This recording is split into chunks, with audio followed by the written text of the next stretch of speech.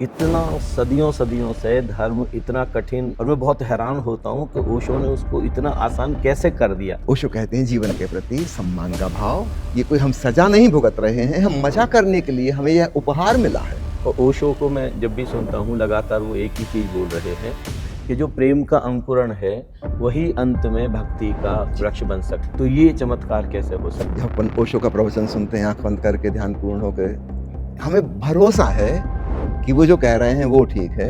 जी, अगर मेरा मन कहीं कुछ कहता है कि ये ठीक नहीं लग रही, तो मेरा मन ही गलत होगा। यहाँ पे तो बहुत ही बड़ी चीज़ आ गई, मतलब मन को हम गिराने को राजी। अब यहाँ पे भी समझ लेना फर्क सदगुरु का और गुरु के नाम पे जो झूठे लोग चल रहे हैं। इन बातों का अगर कोई ध्यान रखे तो सदगुरु के निकट पहुंच सकता है आसानी से। लेकिन अब भी जो समर्पित रह गए, अब ये इडियट्स हैं, बेवकूफ हैं, ब्लाइंड बिलीवर्स हैं। जी, ओशो की जो विधियां हैं जो एज इट इज करनी जरूरी है कि थोड़ी बहुत वहां तक लाने के लिए फेरबदल कर सकते हैं। गाँव से शहरों में पहुंच गए, उनकी जीवन शैली बदल गई, ऑनलाइन पढ़ाइयाँ हो रही हैं। कभी सोचा था कि ऐसा हो सकता जी है?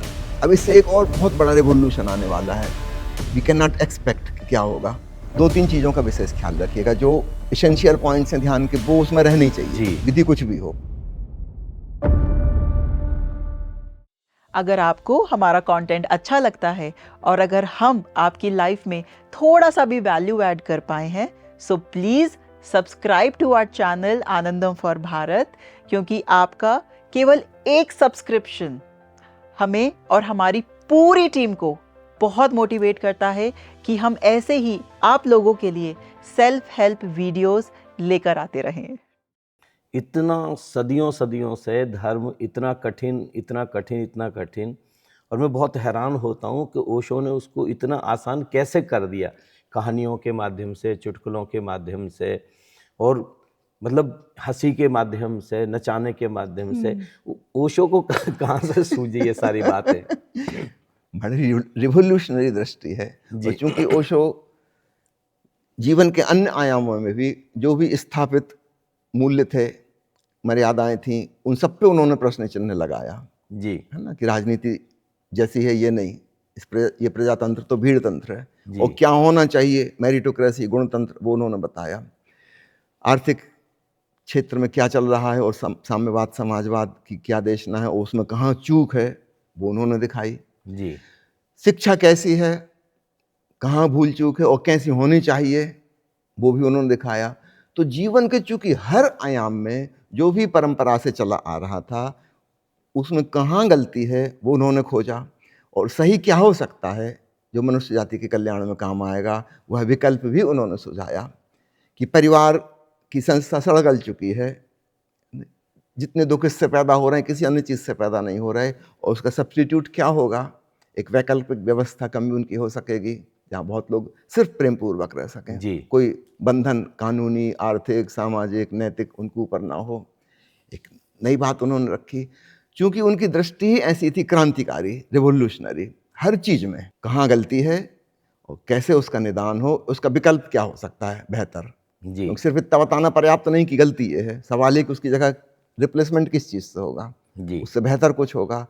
तो चूंकि ऐसा उनका दृष्टिकोण था हर क्षेत्र में, और इसलिए जब अध्यात्म में उन्हें आत्मज्ञान फलित हुआ, तब उन्होंने सारी परंपराओं को देखा कहाँ कहाँ किससे भूल चूक हो गई, जी कैसे वो लोग उलझ गए, कैसी चीज़ें कठिन हो गई, जबकि मामला बिल्कुल सरल है। वो सिंप्लीफाइड करके 2 अक्षरों में ले आए, वो रिलैक्सेशन एंड अवेयरनेस। जी है ना? आप होशपूर्ण हैं और विश्रामपूर्ण हैं, है ना? कोई तनाव नहीं है, कुछ कर नहीं रहे हैं। वो झेन कहावत बार-बार ओशो कहते हैं, sitting silently doing nothing, the spring comes and the grass grows by itself. कुछ ना करते हुए बस यूं ही बैठे ठाले, आती है ऋतु बसंत की, घास अपने आप उगने जा लगती है, फूल अपने आप खिलने लगते हैं, कुछ करना थोड़ी पड़ता है। तो भीतर जो चेतना की खिलावट है, ब्लॉसमिंग ऑफ कॉन्शसनेस, वो एक बहुत ही सहज घटना है, जो हमारे प्रयास से नहीं होगी।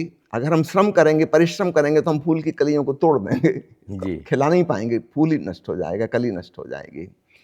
हम रिलैक्स हो जाएं और उस रिलैक्सेशन में वह फूल खिलता है। जी तो ओशो की जो शिक्षा है अध्यात्म की, वो बहुत ही क्रांतिकारी है।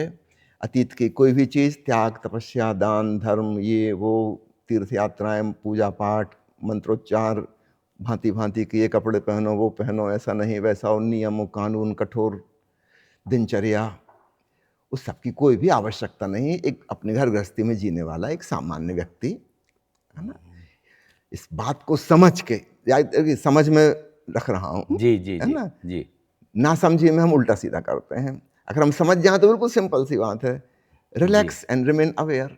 जी हाँ एक दूसरे तरीके से और इसी बात को एम्फेसाइज कर दूं, रिलैक्सेशन को हम सब जानते हैं, ठीक है, रात को नींद में हम रिलैक्स होते हैं, जी। हमारा शरीर ऐसा पड़ा रहता है जैसे नशे में पड़े हों कि मुर्दा पड़े हों, जी। ठीक है। और अवेयरनेस को भी हम जानते हैं, दिन में क्रियाकलाप करते हुए आप मुझसे बात कर रहे हैं, ड्राइविंग करके आए हैं, अवेयर है ना, जी जी तो अवेयर हैं। तो अवेयरनेस को भी हम जानते हैं और रिलैक्सेशन को भी जानते हैं, जी लेकिन हमारे अवेयरनेस के साथ तनाव जुड़ा हुआ है।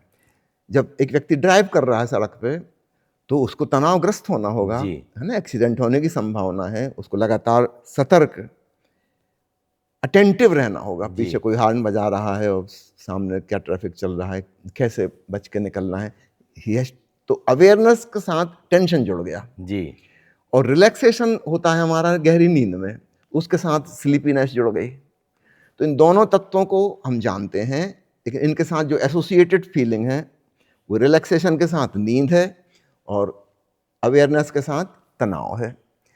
क्या ऐसा नहीं हो सकता कि इन चार चीज़ों में से हम दो को एक नया कॉम्बिनेशन बना लें, रिलैक्सेशन एंड अवेयरनेस का, जी जो हम दोनों को जानते हैं, कहीं हमको बाहर से तो नहीं लाना। जी हाँ इन दोनों को हम अगर कंबाइन कर लें, है ना, जी कि हम आराम से बैठे भी हैं, आप अपने बगीचे में बैठे हैं, सुबह धूप आ रही है कुनकुनी, जस्ट एंजॉइंग, पक्षियों की आवाज़ सुन रहे हैं, आप कुछ कर तो कुछ नहीं रहे, सांस अपने आप चल रही है, हृदय अपने आप धड़क रहा है, हवा की ठंडक और कुनकुनी धूप, you are just in the present moment. और कोई फूल की सुगंध आई और आपने गहरी सांस ली, you are sensitive, that means you are aware and you are relaxed, है ना, कोई तनाव नहीं है, कहीं जाना नहीं है, कुछ करना नहीं है। तो जगह जगह हम अपनी दिनचर्या में से ऐसे मौके ढूंढें जहाँ रिलैक्सेशन और अवेयरनेस को हम जोड़ सकें। समझो आप अपने बाथरूम में फवारे के नीचे खड़े हैं और स्नान कर रहे हैं, और पानी की बूंदों का वह सूक्ष्म स्पर्श और एक प्रीतिकर संवेदना हो रही है, और आंख बंद करके 5 मिनट के लिए अब पूरा होश अपना पानी को उस स्पर्श पर लगा दिया, और पानी की आवाज़ हो रही है, वह संगीत भी सुन रहे हैं, जी है ना, और एक सुखद अनुभूति, स्नान की ताजगी, स्फूर्ति महसूस हो रही है, एक ऊर्जा जैसे जाग रही हो, फैल रही हो, विस्तार का अनुभव हो रहा है। Just be there in the present moment. तो ध्यान पकड़ में आ गया, क्योंकि वहाँ रिलैक्सेशन भी है और अवेयरनेस भी है। अक्सर जो लोग ध्यान को साधना का गंभीर नाम दे के फिर करने बैठते हैं, ये लोग मुसीबत खड़ी कर लेते हैं। उन्होंने पहले से गलत आइडिया लगा लिया। जी। कोई आ जाएगा पूछने के लिए हम कौन सा आसन लगा के बैठे हैं, पद्मासन, सिद्धासन, ये आसन। अरे भाई, जैसा सहज रहता है वैसा रहो ना, जी है ना, कोई स्पेशल आसन नहीं लगाना। अच्छा, वो अहंकारी आदमी को मजा नहीं आता फिर इसमें। जी जब तुम बैठना हो बैठे रहना, जब लेटने का मन हो लेट जाना। जी कोई अपने आप को तकलीफ नहीं देना है। इजी चेयर रखिए टिकने वाली, जी। सीधे बैठना हो सीधे बैठा रहना, थोड़ी देर टिकने का मन हो 45 डिग्री झुका लेना, जी लेटने का मन है तो लेट भी जाना, है ना। चादर रखी है, कंबल रखा है कि अपनी ज़रूरत के मुताबिक आप ओढ़ लेना, so you can be relaxed, है ना। अगर हम एक ज़बरदस्ती आसन मार के बैठे हैं और कमर दुख रही है, घुटना में दर्द होने लगा और पैर सो गया, पूरा ध्यान तो वहाँ लग गया। जी वो प्रत्यक्ष ज्ञान भीतर होगा ही नहीं, स्वयं को जानने का, शरीर केंद्रित हो गया। जी तो भोगी आदमी भी शरीर केंद्रित है और तथाकथित तपस्वी भी शरीर केंद्रित है, जी है ना। रिलैक्स दोनों नहीं हो पा रहे, दोनों एक प्रकार की उत्तेजना में है। एक उत्तेजना रहित चेतना, वाह consciousness without any excitement, that is relaxed awareness, क्या बात है ना। जी तो ये फार्मूला समझ में आ जाए, जैसे केमिस्ट्री का फार्मूला जरा सा रहता है पर अपने को उसमें पीछे छिपा पूरा विज्ञान समझ में आ जी। जाता है। तो relaxation plus awareness is meditation, so simple. यदि आप चाहो रिलैक्सेशन वर्क को आप लविंग भी कह सकते हो, जी दोनों का मायना एक ही है, लविंग अवेयरनेस, है ना, ऐसा भी कह सकते हैं। क्योंकि प्रेम का मतलब ही होता है कोई ऐसा व्यक्ति जिसकी उपस्थिति में हम रिलैक्स्ड महसूस करते हैं, हम तनाव रहित हो जाते हैं। बिल्कुल बताइए प्रेम पात्र का और क्या परिभाषा हो सकती है? जी यही हाँ। परिभाषा है कि हम सहज विश्रामपूर्ण जैसे हैं हम वैसे हो सकते हैं, जी हमें उससे कोई डर नहीं है। प्रेम से उल्टा है भय, जी जी। है ना। प्रेम का उल्टा घृणा नहीं होता, हाँ, भय। प्रेम का उल्टा भय होता है। जिससे हम डरते हैं उसका मतलब हम वहाँ रिलैक्स नहीं हो पाएंगे, हम तनावग्रस्त रहेंगे। जी हाँ। हमें कुछ दिखावट, कुछ पाखंड करना होगा, वो जैसा चाह रहा है उसकी अपेक्षा पूरी करनी होगी, वरना कुछ मुसीबत खड़ी हो जाएगी। हम लगातार टेंशन में जी हैं, हाँ। तनाव में हैं। इसलिए मैं कह रहा हूँ रिलैक्सेशन और लविंगनेस, लविंग। इनको हम आपस में इंटरचेंज कर सकते हैं। जी अगर किसी व्यक्ति को ये बात जल्दी समझ में आती है, लविंग अवेयरनेस, हाँ। कि जैसे आप अपने प्रिय व्यक्ति की उपस्थिति में महसूस करते हैं, जस्ट बी लाइक दैट। अपने आप को भी प्रेम करो वैसा ही जैसा उस प्रिय व्यक्ति को करते हो। इसका नाम ध्यान हो जाएगा।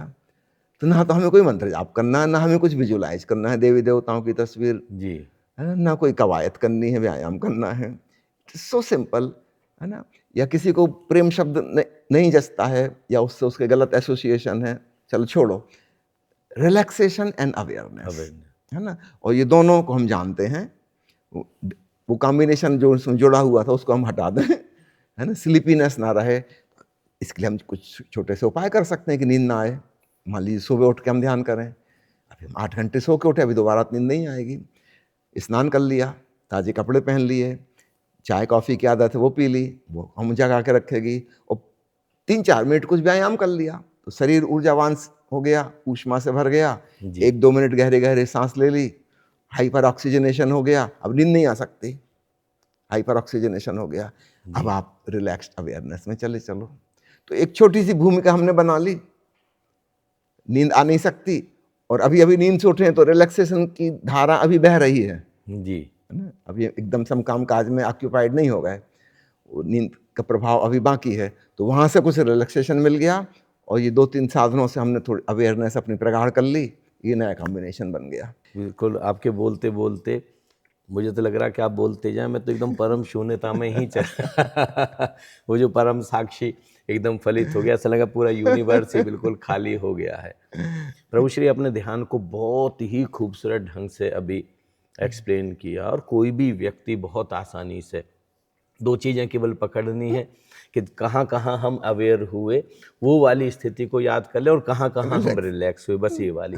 या कहाँ कहाँ हम बहुत प्रेमपूर्ण हुए, और उस प्रेमपूर्ण अवस्था में कहाँ कहाँ हम बिल्कुल एकदम विश्रामपूर्ण हो गए, तो अपने आप ही ध्यान आ जाएगा।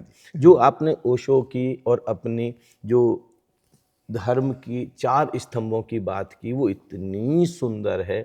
अगर मैं कहूँ ओशो की 650 किताबें या सारे के सारे उनके प्रवचन, मुझे लगता है इन 4 स्तंभ पर ही पूरे के पूरे बेस्ड हैं। बिल्कुल। तो ध्यान का तो बहुत अच्छे से ये कवर हुआ, लेकिन जैसे हम कहें रिवरेंस ऑफ लाइफ, जीवन का सम्मान, क्या कोई ऐसा छोटे से 1-2-3 सूत्र हो सकते हैं कि एक बिल्कुल सामान्य व्यक्ति कैसे अपने जीवन के प्रति सम्मान से, धन्यवाद से, अहोभाव से भर जाए? क्या कैसे कर सकता है वो? क्योंकि जब तक वो उसके प्रति धन्यवाद से नहीं भरेगा, तब तक आगे की तो कोई प्रगति बात उसकी नहीं होने बनेगी। की नहीं।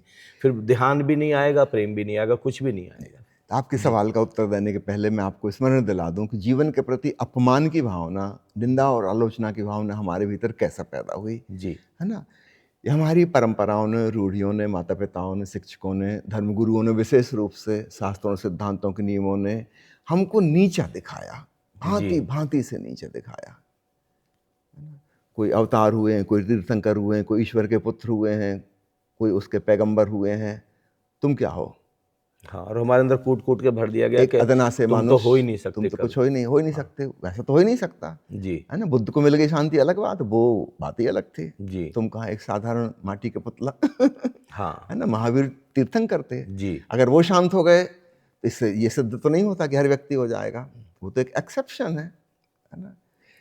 वो तो एक लंबी परंपरा के आखिरी पैगंबर हैं, जी तीर्थंकर हैं। तो हमको नीचा दिखाया गया एक मनुष्य के रूप में, है ना। फिर हमको पशुवत कहा गया, पशुवत बताया गया। जी विशेषकर आधुनिक मनोविज्ञान और डार्विन के विकासवाद के बाद यह बात और भी हमारे भीतर घुस गई कि हम जानवरों से आए हैं, तो हमारे अंदर जानवर जैसे गुण हैं तो ठीक ही है, हम जी हैं ही वैसे, उन्हीं से तो हम आए हैं। वो डीएनए चला आ रहा है, वही क्रोमोसोम्स, वही जेनेटिक्स हमारी चली आ रही पशुओं से, उनके गुण रहेंगे। धर्मों ने कहा कि यह जीवन जो तुम्हें मिला है पिछले दुष्कर्मों का दंड है, हम यहाँ जी। सजा भुगतने आए हैं। मतलब एक कारागृह है, जेल है, और हम यहाँ सजा भुगतने के लिए आए हैं। तो आनंद तो यहाँ हो ही नहीं सकता, शांति तो यहाँ हो ही नहीं सकती। इतनी नेगेटिव धारणा हमारे मन में घुस आती, और फिर जीवन के प्रति हमारे मन में विरोध रहेगा। जैसे जेलर के अगेंस्ट में हम रहेंगे ना, ठीक ऐसे ही हम इस पूरे जीवन के अगेंस्ट में हैं, है ना। और हमें लगता है सौभाग्यशाली हैं वे लोग जो आवागमन से मुक्त हो गए, जिनको अब इस जिंदगी में नहीं आना पड़ेगा, और हम दुर्भाग्यशाली हैं। जी। है ना, धर्मगुरु कह रहा है कि अब मत करना कुछ दुष्कर्म। हम जो कह रहे हैं हमारी बात मानो, नहीं तो फिर अगला जन्म मिलेगा। जी। इतना डराया धमकाया जा रहा है अगले जन्म से, है ना। ईसाइयों ने तो और भी थोप दिया, आदम ईव ने पाप किया था और पीढ़ी दर पीढ़ी उनकी संतान ये सजा भुगत रही है। और अब बढ़ता तो ही कोई जा रहा है। मसीहा आएगा, वही तुम्हें बचा सकता है अगर तुम क्रिश्चियन हो तो। जी। वो चुन चुन के अपने आदमियों को ले जाएगा, जी, है ना। तो क्रिश्चियन बन जाओ, तुम्हारे हाथ में तो कुछ है ही नहीं करने को, है ना। तुमसे तो पापी हो, कोई उठाएगा तुम्हें ऊपर से आके, जी। बचाएगा। तुम ज़्यादा से ज़्यादा प्रार्थना कर सकते हो कि प्रभु बचा लो, वो क्रिश्चियन हो जाओ, वो क्रिश्चियन के नियमों का पालन करो। इस सब लोगों ने जीवन का अपमान सिखाया, जी। जीवन की सरासर निंदा और आलोचना की। यह जीने योग्य नहीं है, और एक्चुअली तो दोबारा आने योग्य नहीं है। इतनी निंदा, इतनी निंदा, इतनी निंदा। ओशो कहते हैं जीवन के प्रति सम्मान का भाव, ये कोई हम सजा नहीं भुगत रहे हैं, हम मजा करने के लिए हमें यह उपहार मिला है। जी। उपहार का मतलब जानते ना आप? जी हाँ। बिना मांगे जो मिले, बिना मांगने हाँ। से जो मिले वो भीख है, जी। है ना। बिना मांगे, क्या आप कहीं मांगने गए थे ईश्वर के दफ्तर में कि मुझे पृथ्वी पे भेज दो? हाँ, नहीं ना, प्रसाद की तरह। आपको पता ही नहीं था, अचानक आपने पाया कि कुछ मिला हुआ है। इट जी। Is a beautiful gift from existence, rejoice, celebrate. तो ओशो का नजरिया बिल्कुल अलग है। पुराना सन्यास का मतलब था रिनंशिएशन, ओशो जी। के सन्यास का मतलब है सेलिब्रेशन, जी। जीवन का उत्सव। प्रभु ने उपहार दिया है किसी अज्ञात शक्ति ने, हमें नहीं पता क्यों, जरूर हम इस योग्य होंगे। जी।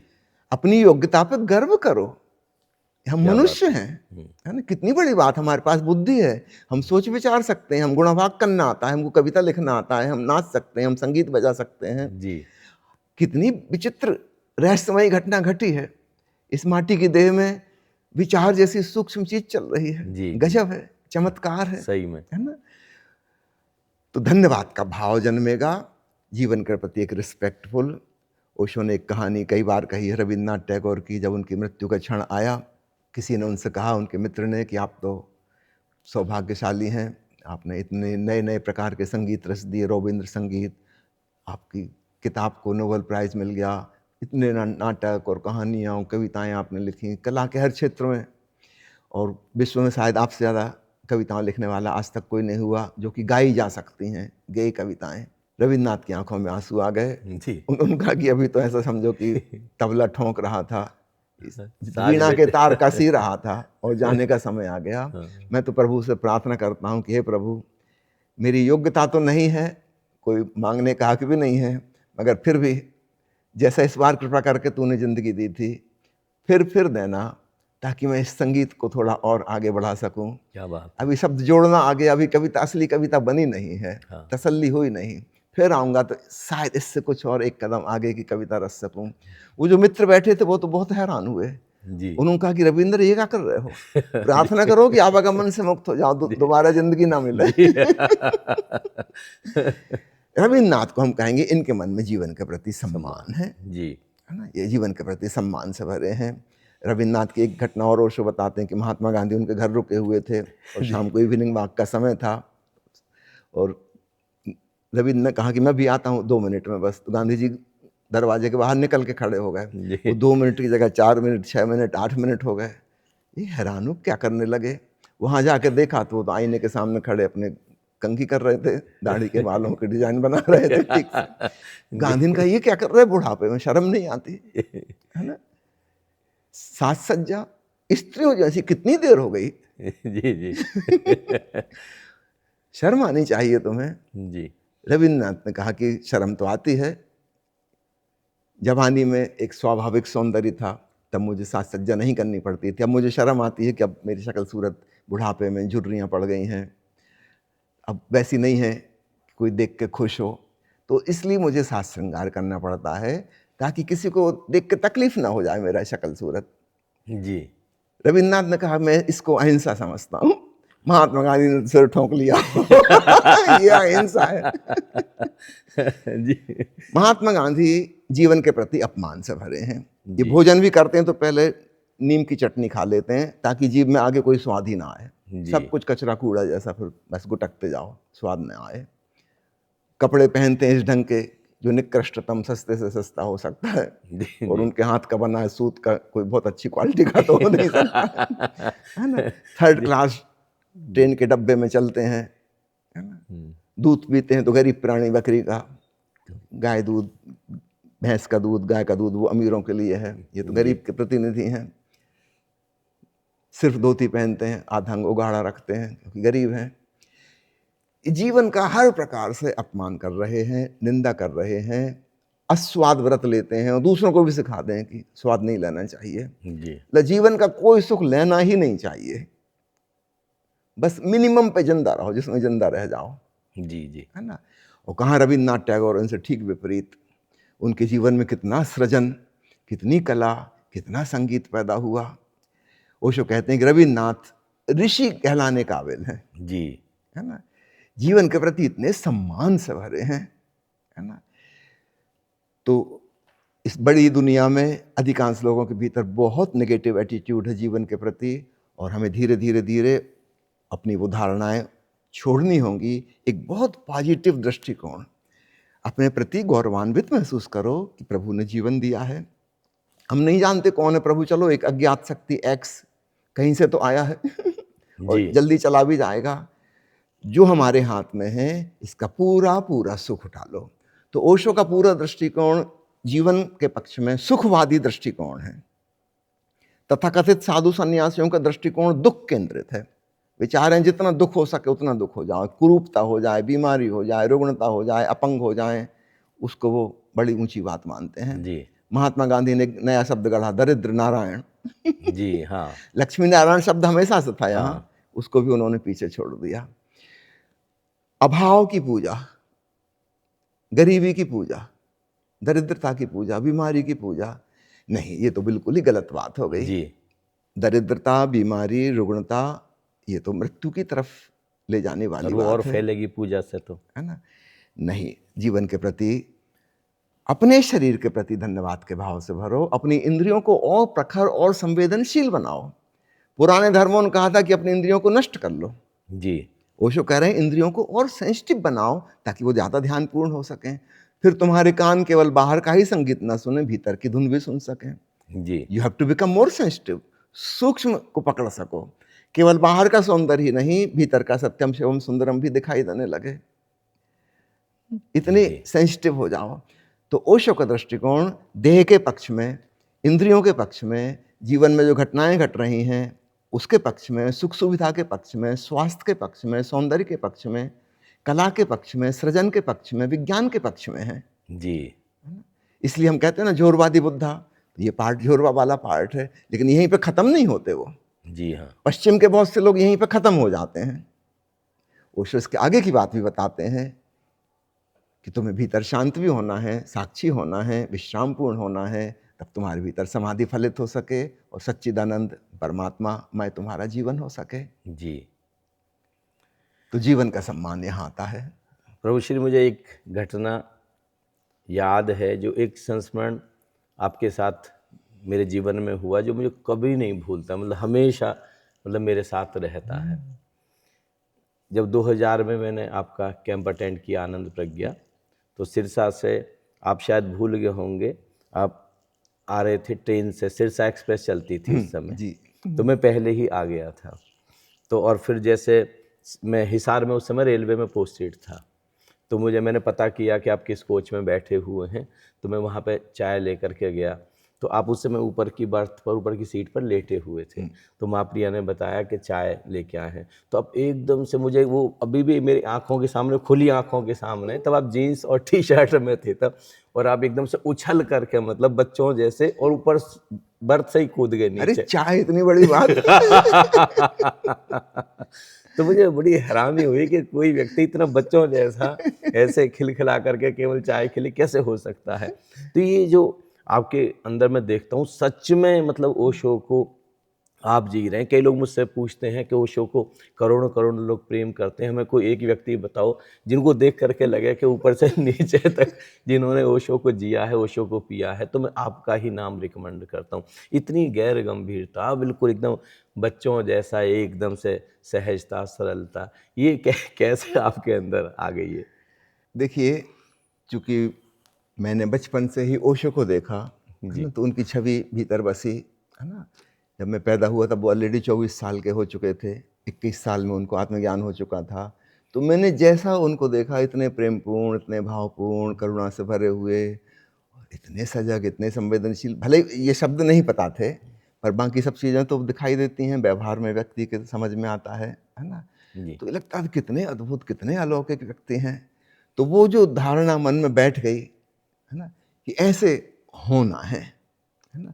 उस समय ध्यान शब्द तो नहीं पता था क्या होता है, वो तो समझो बाद में धीरे-धीरे जब कुछ समझ लायक हुए 7-8 साल के, तब समझ में आया कि ध्यान कैसे करना है, वो सब बता रहे हैं, जी। वो सीखा। ये तो बात की बातें हैं, लेकिन उसके भी पहले हमारा अनकॉन्शियस माइंड बन जाता है जी 2-3 हाँ। साल में, जी। और वो अपने आस-पास के लोगों को देख के बनता है। तो जो घटनाएँ घट रही हैं इर्द-गिर्द, उसकी छवि हर बच्चे पे पड़ती है ना? तो चूँकि ओशो हम भाई-बहनों में सबसे बड़े थे, तो हम छोटे लोगों का सौभाग्य था कि उनकी ही छवि, उनकी ही ऊर्जा, उनकी ही चीज़ हम सब में वो गुण-धर्म समाते चले गए। जी। तो हमको बहुत चीज़ें बिना साधना किए मुफ्त में मिली जो हमें अर्जित नहीं करनी पड़ी, जी। क्योंकि हमको कभी फ़ोर्स नहीं किया गया माता-पिता के द्वारा, बड़े भाई-बहनों द्वारा, है ना, अंकल्स के द्वारा, कि तुम्हें इस ढंग से जीना है। जी, जी, जी। तो हमारे भीतर जो सहज स्वभाव बालपन है, वो कभी नष्ट ही नहीं हुआ, उसको नष्ट नहीं किया गया। तो मैं बहुत सौभाग्यशाली महसूस करता हूँ कि ओशो की छत्र छाया में, चूँकि पूरा परिवार ही जी रहा था, सबको धीरे-धीरे समझ में आएगा कि ये जो हैं, ये सही हैं, जी। क्योंकि इनका आनंद प्रमाण है, और हम जो ढो रहे थे परंपराएँ, वो गलत हैं, उससे तो कोई आनंद का पता नहीं चला। तो धीरे-धीरे सबका झुकाव उनकी तरफ होता चला गया, और चूँकि मैं तो 24 साल बाद आया, जी। तो पूरी तरह से ही ओशो के रंग में रंग गए। तो इसमें उन्हीं की मेहरबानी है, इसमें हमारी कुछ करतूत नहीं है। आपके साथ तो रहे। मेरी सहजता, जी। बालपन, आप उसी को बुद्धूपन भी कह सकते हैं वो ज्यों का त्यों बरकरार हो, उसमें बहुत प्रसन्न हूँ नहीं, इसमें बल्कि मैं एक चीज़ प्रभु श्री जोड़ूँगा मैं कभी-कभी जैसे प्रार्थना करता हूँ, तो मैं एक ही प्रार्थना करता हूँ कि मुझे हे गोविंद, अगर तू मेहरबान हो, कुछ उपहार अगर देने पर आ जाए, तो संत कबीर और प्रभु श्री जैसी प्रज्ञा दे दे। ये सच में मतलब आपका मैंने देखा है इतने सालों में। 2000 में 1999 में पहली बार मेरी आपसे भेंट हुई है, पहली 27 बार साल हो दर्शन गए। हुए। तो तब से लेकर आज तक इतना प्रज्ञा, इतनी इंटेलिजेंस, इतनी विजडम शायद ही मैंने किसी में देखी है। तो शुरू से ही आपके अंदर ये है कि धीरे-धीरे अब ये आप चीज़। इतनी गंभीर-गंभीर बात कर रहे हैं, मुझे एक चुटकुला याद आ गया। जी। अभी मैं कह रहा था ना कि छोटे बच्चे आस-पास जो देखते हैं, जी। फिर वैसे जीवन वो जीते हैं, जी, जी। है ना? पहली कक्षा की अंग्रेजी सिखाने वाली मैडम हिंदी मीडियम में अपने बच्चों को सिखा रही थी, तो उसने छोटे-छोटे चित्र रखे हुए थे। उसने हाथी का चित्र उठा के बताया, बताओ बच्चों क्या है? मैं कल बताई थी, याद करो क्या है? बच्चे चिल्लाए, एलिफेंट, एलिफेंट। जी। वो खुश हो गए, सब पास हो गए। दूसरा चित्र उसने ऊँट का उठाया, बच्चों ने कहा दिस इज़ कैमल, कैमल। इस जी। बार मोर का उठाया, बच्चों ने कहा कि पिकॉक, हाँ है जी। ना? ऐसे कई चित्र दिखा रही थी। एक चित्र जब उसने उठाया हिरण का, तो बच्चे चुप रह गए, किसी को नहीं पता उसका। एक बच्चे ने कहा कि मैडम कुछ हिंट दीजिए जी, जी। इसका नाम क्या है? उसने कहा देखो तुम्हारी मम्मी तुम्हारे पापा को क्या कह के पुकारती है, उससे याद करो। स्पेलिंग में थोड़ा फर्क है, उच्चारण वही है। जी। एक बच्चा खड़ा हो गया, उसने कहा कि ये कुत्ता कमीना है।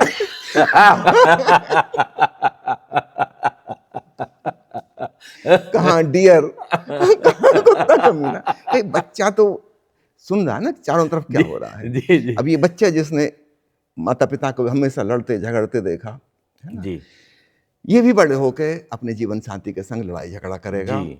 करीब करीब वही वाक्य दोहराएगा जो इसके बाप दोहरा रहे थे। जी। बड़ा भेद नहीं पड़ने वाला। He will just repeat the same story, क्योंकि माँ बाप को जिसने जिस रूप में देखा, इसके अंदर एक धारणा बन गई कि हस्बैंड वाइफ कैसे होते हैं, जी वो इसी की पूरी नकल उसके जीवन में हो गई। तो हम अपने आसपास जैसा माहौल पाते हैं, उस सब की छवियाँ हमारे अंदर बनती जाती हैं, वो हमारा सबकॉन्शियस बन जाता है, फिर उसी के आधार पे कॉन्शियस माइंड डेवलप होता है। जी जैसे हमारे घर में मान लो पढ़ाई लिखाई के ऊपर किसी का वो नहीं था फोर्स कि तुम्हें पढ़ना है, बल्कि उल्टा मना किए जाते थे जी कि बंद करो, आंखें खराब हो जाएंगी, चश्मा लग जाएगा। हमारे पिताजी बहुत नाराज होते थे, रात को पढ़ना ही नहीं है, रात सोने के लिए है। जी और वो कहते थे बचपन खेलने कूदने के लिए है, पढ़ाई बाद में हो जाएगी। ओशो को 10 साल की उम्र में जी स्कूल में प्रवेश कराया था, खेलो कूदो, अभी आएगा समय जब पढ़ लेना, अभी इतनी जल्दी क्या है। जी तो किसी प्रकार से फोर्स नहीं किया जा रहा था, कोई अपेक्षा नहीं थी, कुछ एक्सपेक्टेशन नहीं था, है ना। पिताजी कहते थे अगर फेल हो गए तो और अच्छा, उसी क्लास में दोबारा पढ़ना, मजबूत पढ़ाई होगी। हर साल पास हो जाओगे, जल्दी जल्दी में निकल जाओगे, तो पूरा ज्ञान नहीं होगा अच्छे जी से। कमाल का, बल्कि आज तो लोग उल्टा डंडा करते। तो हमने टेंशन जाना ही नहीं, जी क्योंकि अगर एक्सपेक्टेशन हो तो फिर टेंशन होता है, टेंशन हो तो फिर प्रतिस्पर्धा आती है। जी मेरे जीवन में कभी कोई प्रतिस्पर्धा रही ही नहीं, इसलिए आपको जानकर हैरानी होगी, सामान्यतः बच्चे जो खेल खेलते हैं, मुझे किसी खेल के बारे में ABCD नहीं पता, मैंने जी। खड़े होकर देखा भी नहीं दूसरों को, जी क्योंकि मेरे भीतर कंपटीशन का कोई मीनिंग ही नहीं है। तो ना मुझे करना है, ना दूसरों को करते हुए देखना है। जी मुझे जो चीज़ों का शौक था वो कुछ थी, पतंग उड़ाना है, वो भी अक्सर पूर्णिमा के समय रात को। जी अच्छा। जब कोई कोई अपने को किसी से मैच नहीं लड़ाना है, किसी को काटना नहीं है। तैरने का शौक था, जी पैदल चलने का, दौड़ने का शौक था। मेरी फिजिकल एक्टिविटी ये थी। ना जी। मुझे फुटबॉल के बारे में पता, ना बैडमिंटन के बारे में पता, ना हॉकी के बारे में पता, ना क्रिकेट के बारे में पता, ABCD नहीं पता, जी है ना। हमको कभी किसी ने नहीं कहा कि कंपटीशन करना है, कि किसी से आगे निकलना है जी ना। तो हमारा बचपन एक अलग ढंग से, एक अलग माहौल, एक अलग वातावरण में रहा। मैं नहीं समझता कि मेरे परिवार, मेरे भाई बहन जैसे हैं, है ना, ऐसा कहीं दुनिया में कहीं होंगे, कमाल है। है ना, ऐसा कहीं मैंने होंगे। बिल्कुल, मुझे सौभाग्य मिला है बहुत करीब से देखने का, आपको, माँ प्रिया को, पूरे परिवार को। और जो तीसरा जो स्तंभ है प्रेम का, वो मैं अगर कहीं पर साक्षात जीते हुए देखता हूँ इतने सालों में, तो मैं आपको और माँ प्रिया को जीते हुए देखता हूँ। मैंने कभी नहीं, तो कभी जैसे दिखावा भी हो तो चेहरे से दिख जाता है, लेकिन आपके अंदर, दोनों के अंदर इतना प्रेम, एक दूसरे के प्रति इतना सम्मान, इतनी फ्रीडम। तो मैं, ये आपके अंदर ये कैसे आया? चलिए, इस तीसरा और स्तंभ है, तीसरा प्रेम, मतलब सच्चा प्रेम, ये सच में क्या है और कैसे पैदा हो सकता है? इसके साथ एक मुश्किल है। जी अगर सवाल पूछा जाएगा कि कैसे, जी है ना, वहीं से पाखंड शुरू होता है। हाँ। हम पूछ रहे हैं सच्चा प्रेम, जी है ना। तो हर बच्चे के भीतर, उसके हृदय में एक स्वाभाविक क्षमता प्रेम की है जी है ना। उसे नष्ट ना किया जाए तो बड़ी कृपा होगी। जी जी एंड हमको पैदा नहीं करना है, हम, ये कोई इन्वेंशन नहीं है ना, एक डिस्कवरी है। अगर उसके हृदय के ऊपर अहंकार की, मालकियत की, स्वामित्व की, ईर्ष्या की परतें जमा हो गई, ये पत्थर पड़ गए हैं, इन पत्थरों को जरा खिसका दें और उस पहाड़ में से प्रेम का झरना फूट पड़ेगा, पानी वहाँ मौजूद है। जी जब हम कहते हैं सच्चा प्रेम, फिर हम उसके साथ जब सवाल उठाते हैं कैसे हो, तो अब यहाँ से एक मुश्किल खड़ी होती है। हमने प्रेम को एक हायर वैल्यू कर दिया और हम कह रहे हैं किसी से तुम प्रेमपूर्ण हो, और टेक्निक तो उसको पता नहीं है, ना हमको पता, हम उसको बता भी नहीं रहे। जी हम सिर्फ कह रहे हैं तुम्हें प्रेमपूर्ण होना है, तुम्हें भाईचारा के संग जीना है, दोस्तों को अपनों दोस्त समझो, इनके साथ ऐसा व्यवहार करो, ये तुम्हारे बड़े बुजुर्ग, इनके पैर छुओ, इनका आदर सम्मान करो। उस बच्चे के अंदर से तो नहीं आ रहा, जी लेकिन अब उसको डांटा जा रहा है। अगर वो नहीं पैर छुएगा अंकल के तो डांट पड़ेगी। वो जानते नहीं कौन अंकल, कहाँ से आ गए अचानक, ये कौन मेहमान है, उनको पैर छूना पड़ रहे हैं। उसके अंदर से प्रतिरोध पैदा हो रहा है कि नहीं छूऊंगा, है ना। उसके मम्मी पापा कह रहे हैं पैर छू अंकल के, हाँ है ना, उसको नकल करनी पड़ रही है डर की वजह से। जी तो डर पैदा हुआ, प्रेम पैदा नहीं हुआ। जी बिल्कुल। आदर पैदा नहीं हुआ, इस मेहमान को वो नफरत करता है ना।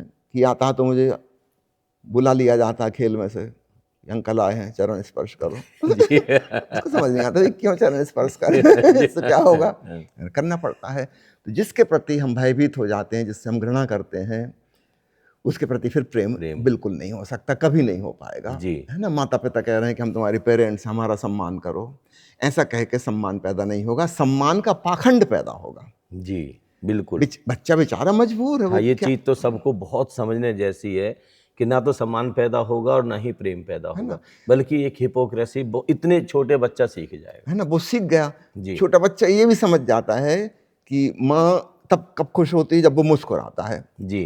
है ना, जरा से होंठ वो फैला लेता है और माँ एकदम खुश हो जाती है, उसकी इच्छा पूरी कर देती है फट से। जी। बच्चे को राजनीति आ गई, जी। उसको होंठ फैला लेता है वो। उसको नहीं पता ये मुस्कुराहट है, जी। पर वो समझ गया कि माँ मुझे कह रही है ऐसे करो तुम। जी। है ना, खुश दिखो, फिर ये भी खुश हो जाती है, वो फुसलाना सीख गया। जी। जी। चालाकी शुरू हो गई, पॉलिटिक्स आ गई उसको।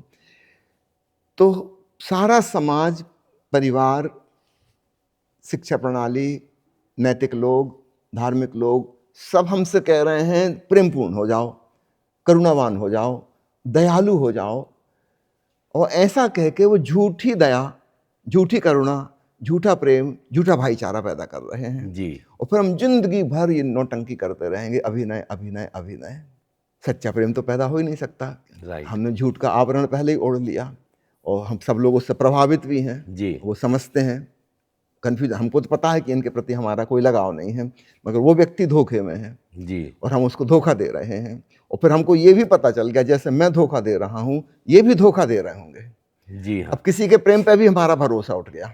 जी बिल्कुल कोई बिल्कुल। हमें प्रेम करता है तो हम उसको शक की दृष्टि से देखते हैं कि जरूर कुछ चालाकी है, कुछ काम होगा, अभी देखना, अभी बताएंगे कुछ कुछ हेल्प चाहिए होगी। तो प्रेम करने की क्या जरूरत है? जी। क्योंकि मुझे तो पता ही है कि मैं किसी को प्रेम नहीं करता। दूसरे के बारे में हमको केवल अनुमान होता है, ज्ञान केवल खुद का होता है। जी। तो मुझे अपने बारे में पता है कि मैं प्रेमपूर्ण नहीं हूँ, मैं केवल चालाकी से दिखाता हूँ जब मुझे कोई अपना मतलब साधना होता है ना। इसलिए अब मैं अनुमान लगाता हूँ बाकी सबका अपने ज्ञान से। जी। एक चोर समझता है कि सारी दुनिया चोर है ना। अब मुझे लगता है सबका प्रेम झूठा है, पाखंड है, नकली है। जी हाँ। मेरा प्रेम पे से भरोसे ही खत्म हो गया। अब सच्चा प्रेम की तो बात ही छोड़ो, झूठ झूठ झूठ हमें सिखाया गया है। काश हम ये प्रेम और आदर सिखाना बंद करें, है ना। जी। बच्चा जैसा है उसको वैसा रहने दें, तब हम पाएंगे उसके अंदर से स्वाभाविक प्रेम जब आएगा तो कितना सशक्त और बलशाली होगा। बिल्कुल। झूठ में कोई प्राण नहीं है, कोई दम नहीं है, ये तो मेकअप है ऊपर ऊपर का, इसलिए इसकी कोई गहराई नहीं है। और वक्त वक्त पे सिद्ध होता रहेगा कि बकवास था तुम्हारा प्रेम, तुम्हारे कसमें वादे सब झूठ थे, बकवास थे, है ना। तो झूठ सिखाया गया है और सिखाई हुई चीज कभी सच नहीं हो सकती। इसलिए मैं कहता हूँ सच्चा प्रेम कैसे हो ये सवाल नहीं उठाइए, क्योंकि कैसे आते ही से हम कहेंगे ऐसा ऐसा तुम्हें व्यवहार करना है। हम व्यवहार सिखा सकते हैं, बिहेवियर, जी। अंतःकरण हम नहीं बदल सकते, हम उसका आचरण बदल देंगे, उसको झूठा और पाखंडी बना देंगे। इसलिए सारी दुनिया में सारे लोग झूठे और पाखंडी हो गए हैं, जी। है ना। और इसलिए वो सच्चा प्रेम गायब हो गया। तो बच्चा जैसा है उसको हम वैसा स्वीकार करें। उसको कभी कभी क्रोध भी आता है, जी। ऐसे पैर पटकता है कि मकान हिला के रख देगा, सामान उठा के पटक देगा, तोड़ देगा, बहुत गुस्से में आता है। उसके गुस्से को ऑथेंटिक गुस्सा होने दीजिए। जी। ठीक है, थोड़ा बहुत नुकसान हो जाएगा, 2 खिलौने तोड़ देगा, इतना फर्क नहीं पड़ता। अगर ये इसका क्रोध भी ऑथेंटिक रहेगा, तब अब जब इसकी भीतर सद्भावना जन्मेगी वो भी ऑथेंटिक रहेगी, जी। है ना। क्योंकि हमने इसको क्रोध दबाना नहीं, छिपाया, छिपाने की नहीं कहा, प्रेम प्रकट करने के लिए नहीं कहा, हमने उसको स्वीकार किया कि ठीक है गुस्सा आना, है ना, हो जाओ बिल्कुल आग बबूला, है ना। उसका भयंकर रूप छोटे बच्चे का, पता नहीं क्या करने वाला, दुनिया उठा हिला कर रख देगा, है ना। क्रोध में तमतमाया हुआ है। अगर वो पूरा पूरा तमतमा लेता है तो 5 मिनट में ये बुखार उतर भी जाएगा और फिर अभी रिलैक्स होके और प्रसन्न होके और हंसता खेलता गीत गाता आ जाएगा। अब जो वो प्रेम दिखाएगा नेक्स्ट, वो झूठा वाला नहीं होगा। जी। वो किसी चीज का दमन करके नहीं बैठा है, भीतर कुछ खोल नहीं रहा है, उसके ऊपर से आचरण नहीं कर रहा है। अगर हम उसके सारी भावनाओं को ऑथेंटिक रहने दें और हम स्वीकार करें, हम उसको रिस्पेक्ट दें, वो जैसा है वैसा, है ना, तब उसके अंदर जो प्रेम आएगा वो सच्चा प्रेम होगा, जी। है ना। और जब कोई व्यक्ति बड़ा हो चुका है, अब उसके लिए आपका सवाल अगर है कि वो क्या करे, उसको खूब अच्छे से ऑब्जर्व करना होगा। उसके चेतना का जो पर्वत है, निश्चित रूप से उसमें प्रेम का जल भरा है, मगर वो झरना बन के बह नहीं पा रहा है। जी। उसका कारण है कुछ चट्टानें उसको रोके हुए हैं। वो चट्टानें हैं नैतिकता की, मर्यादा की, वो चट्टानें हैं नीति नियम की, कानून की, धर्मों की, प्रेम के अगेंस्ट में जो सिखाई गई धारणाएं हैं, anti love attitude, anti life attitude, वो सब धारणाएं, इससे उसका अहंकार मजबूत हुआ है, प्रतिष्ठा उसकी इसी में है। अगर वो सहज सरल प्रेमपूर्ण हो जाएगा, उसकी प्रतिष्ठा खो जाएगी, प्रेम दीवाना कहलाएगा वो। ये सारी चीज़ें रिस्क लगी हुई हैं उसको। ये चट्टानें हटाने की हिम्मत उसको चाहिए। उस सबसे बड़ा तो अपना अहंकार है। जी। उसने अपनी एक इमेज आसपास के लोगों में बना रखी कि मैं ऐसा हूँ। अगर वह सहज हो जाता है तो वो इमेज टूट जाएगी। वो पूरी नकली इमेज है, ऊपर ऊपर से जी। नकली व्यवहार, नकली पाखंड करके बनाई गई है। जब आप सहज होंगे, स्वाभाविक होंगे, वो इमेज नष्ट हो जाएगी। तो एक प्रकार से एक बिल्कुल नई जिंदगी शुरू होगी। इसलिए प्रेम से हम चूक जाते हैं, सच्चे प्रेम से। झूठा प्रेम तो बस आई लव यू वाला चलता रहता है, इलू मतलब उसका कुछ नहीं है। जी जी कोई जी। मतलब नहीं है। भाई भाई से कह रहे हैं कि हम तुम्हें प्रेम करते हैं, पति पत्नी से एक दूसरे से कह रहे हैं कि प्रेम करते हैं, राष्ट्र के नेता एक दूसरे से भाईचारा बताते रहते हैं, शांति वार्ता करते रहते हैं, है कहीं कोई प्रेम नहीं जी। है ना। एक संप्रदाय दूसरे संप्रदाय से नफरत करता है, एक राजनीतिक पार्टी दूसरी पार्टी से नफरत करती है। मतलब नफरत के बीज हमारे भीतर जो है वो ऑथेंटिक हैं। जी। इसलिए जब इसमें कहीं संघर्ष होता है, सद्भावनाओं दुर्भावनाओं में हमेशा दुर्भावना जीत जाती है, क्योंकि वो ऑथेंटिक है, उसकी जड़ें हमारी आत्मा में गड़ी हैं। जी। अगर अभी हल्ला मच जाए कि सांप्रदायिक दंगा हो रहा है और फलानी जाति वालों को मारना है, जल्दी निकलो बाहर, लेकर लोग एकदम दौड़ लगा देंगे, हाँ। है ना। हजारों साल की प्रेम और करुणा और दया की शिक्षा भूल जाएंगे, जी। क्षमाशीलता भूल जाएंगे, पता भी नहीं लगाएंगे कि एग्जैक्टली हुआ क्या है। वो अपनी डंडे और तलवारें और चाकू लेके पहुंच जाएंगे। वो घृणा ऑथेंटिक है, जी। क्रोध बिल्कुल ऑथेंटिक है, प्रकृति ने जैसे दिया था। और तथाकथित प्रेम बिल्कुल औपचारिक है, just in etiquettes and manners. उसकी कोई जड़ें ही नहीं है, जी। इसलिए उसका कोई प्रभाव दुनिया में दिखाई नहीं देता। हम जन्म से प्रकृति से दोनों चीजें लेके आए थे, दुर्भावनाएं भी सद्भावनाएं भी थी। नहीं, प्रेम भी आता था, गुस्सा भी आता था, जी। कभी करुणा भी आती थी, तो कभी हम बड़े कठोर भी हो जाते थे और हिंसक भी हो जाते थे। सब चीजें एक साथ थी, एक साथ थी, सब मिली जुली थी। इसमें से एक चीज को कहा गया है दबाव। जी। इसको प्रकट नहीं करना है, छुपाओ इसको, जी। नहीं तो आप एक सभ्य इंसान नहीं बनेंगे, है ना। तो दब तो गई वो, लेकिन है वो ऑथेंटिक। जी। हाँ। उसकी जड़ें परमात्मा में जड़ी हुई है, वहां से उसका रस आ रहा है, वो निरंतर भीतर विकसित हो रही है। जी। और दूसरी जो हमको ऊपर ऊपर से ओढ़ने की कहा गया कि बड़ों के साथ ऐसा व्यवहार करना, छोटों के संग ऐसा करना, बराबर वालों के साथ ऐसा रहना है, ये करना है, वो करना है, पति पत्नी कैसा होना चाहिए, आदर्श समझो, है ना, ऐसा तुम्हें करना है। तो हमारा पूरा जीवन फिल्मी जीवन हो गया है। जी। हम एक्टिंग कर रहे हैं, हमारे डायरेक्टर सब तरफ छुपे हुए हैं, काफी बचपन से वो डायरेक्शन देते रहे क्या क्या करना है, और हम ऐसा कर रहे हैं। पूरा का पूरा झूठा है, इसकी कोई जड़ें नहीं है। तो प्रकृति ने तो एक संतुलन दिया था पॉजिटिव और नेगेटिव इमोशंस का, और दोनों जिंदगी में जरूरी थे, नहीं तो देती ही नहीं प्रकृति।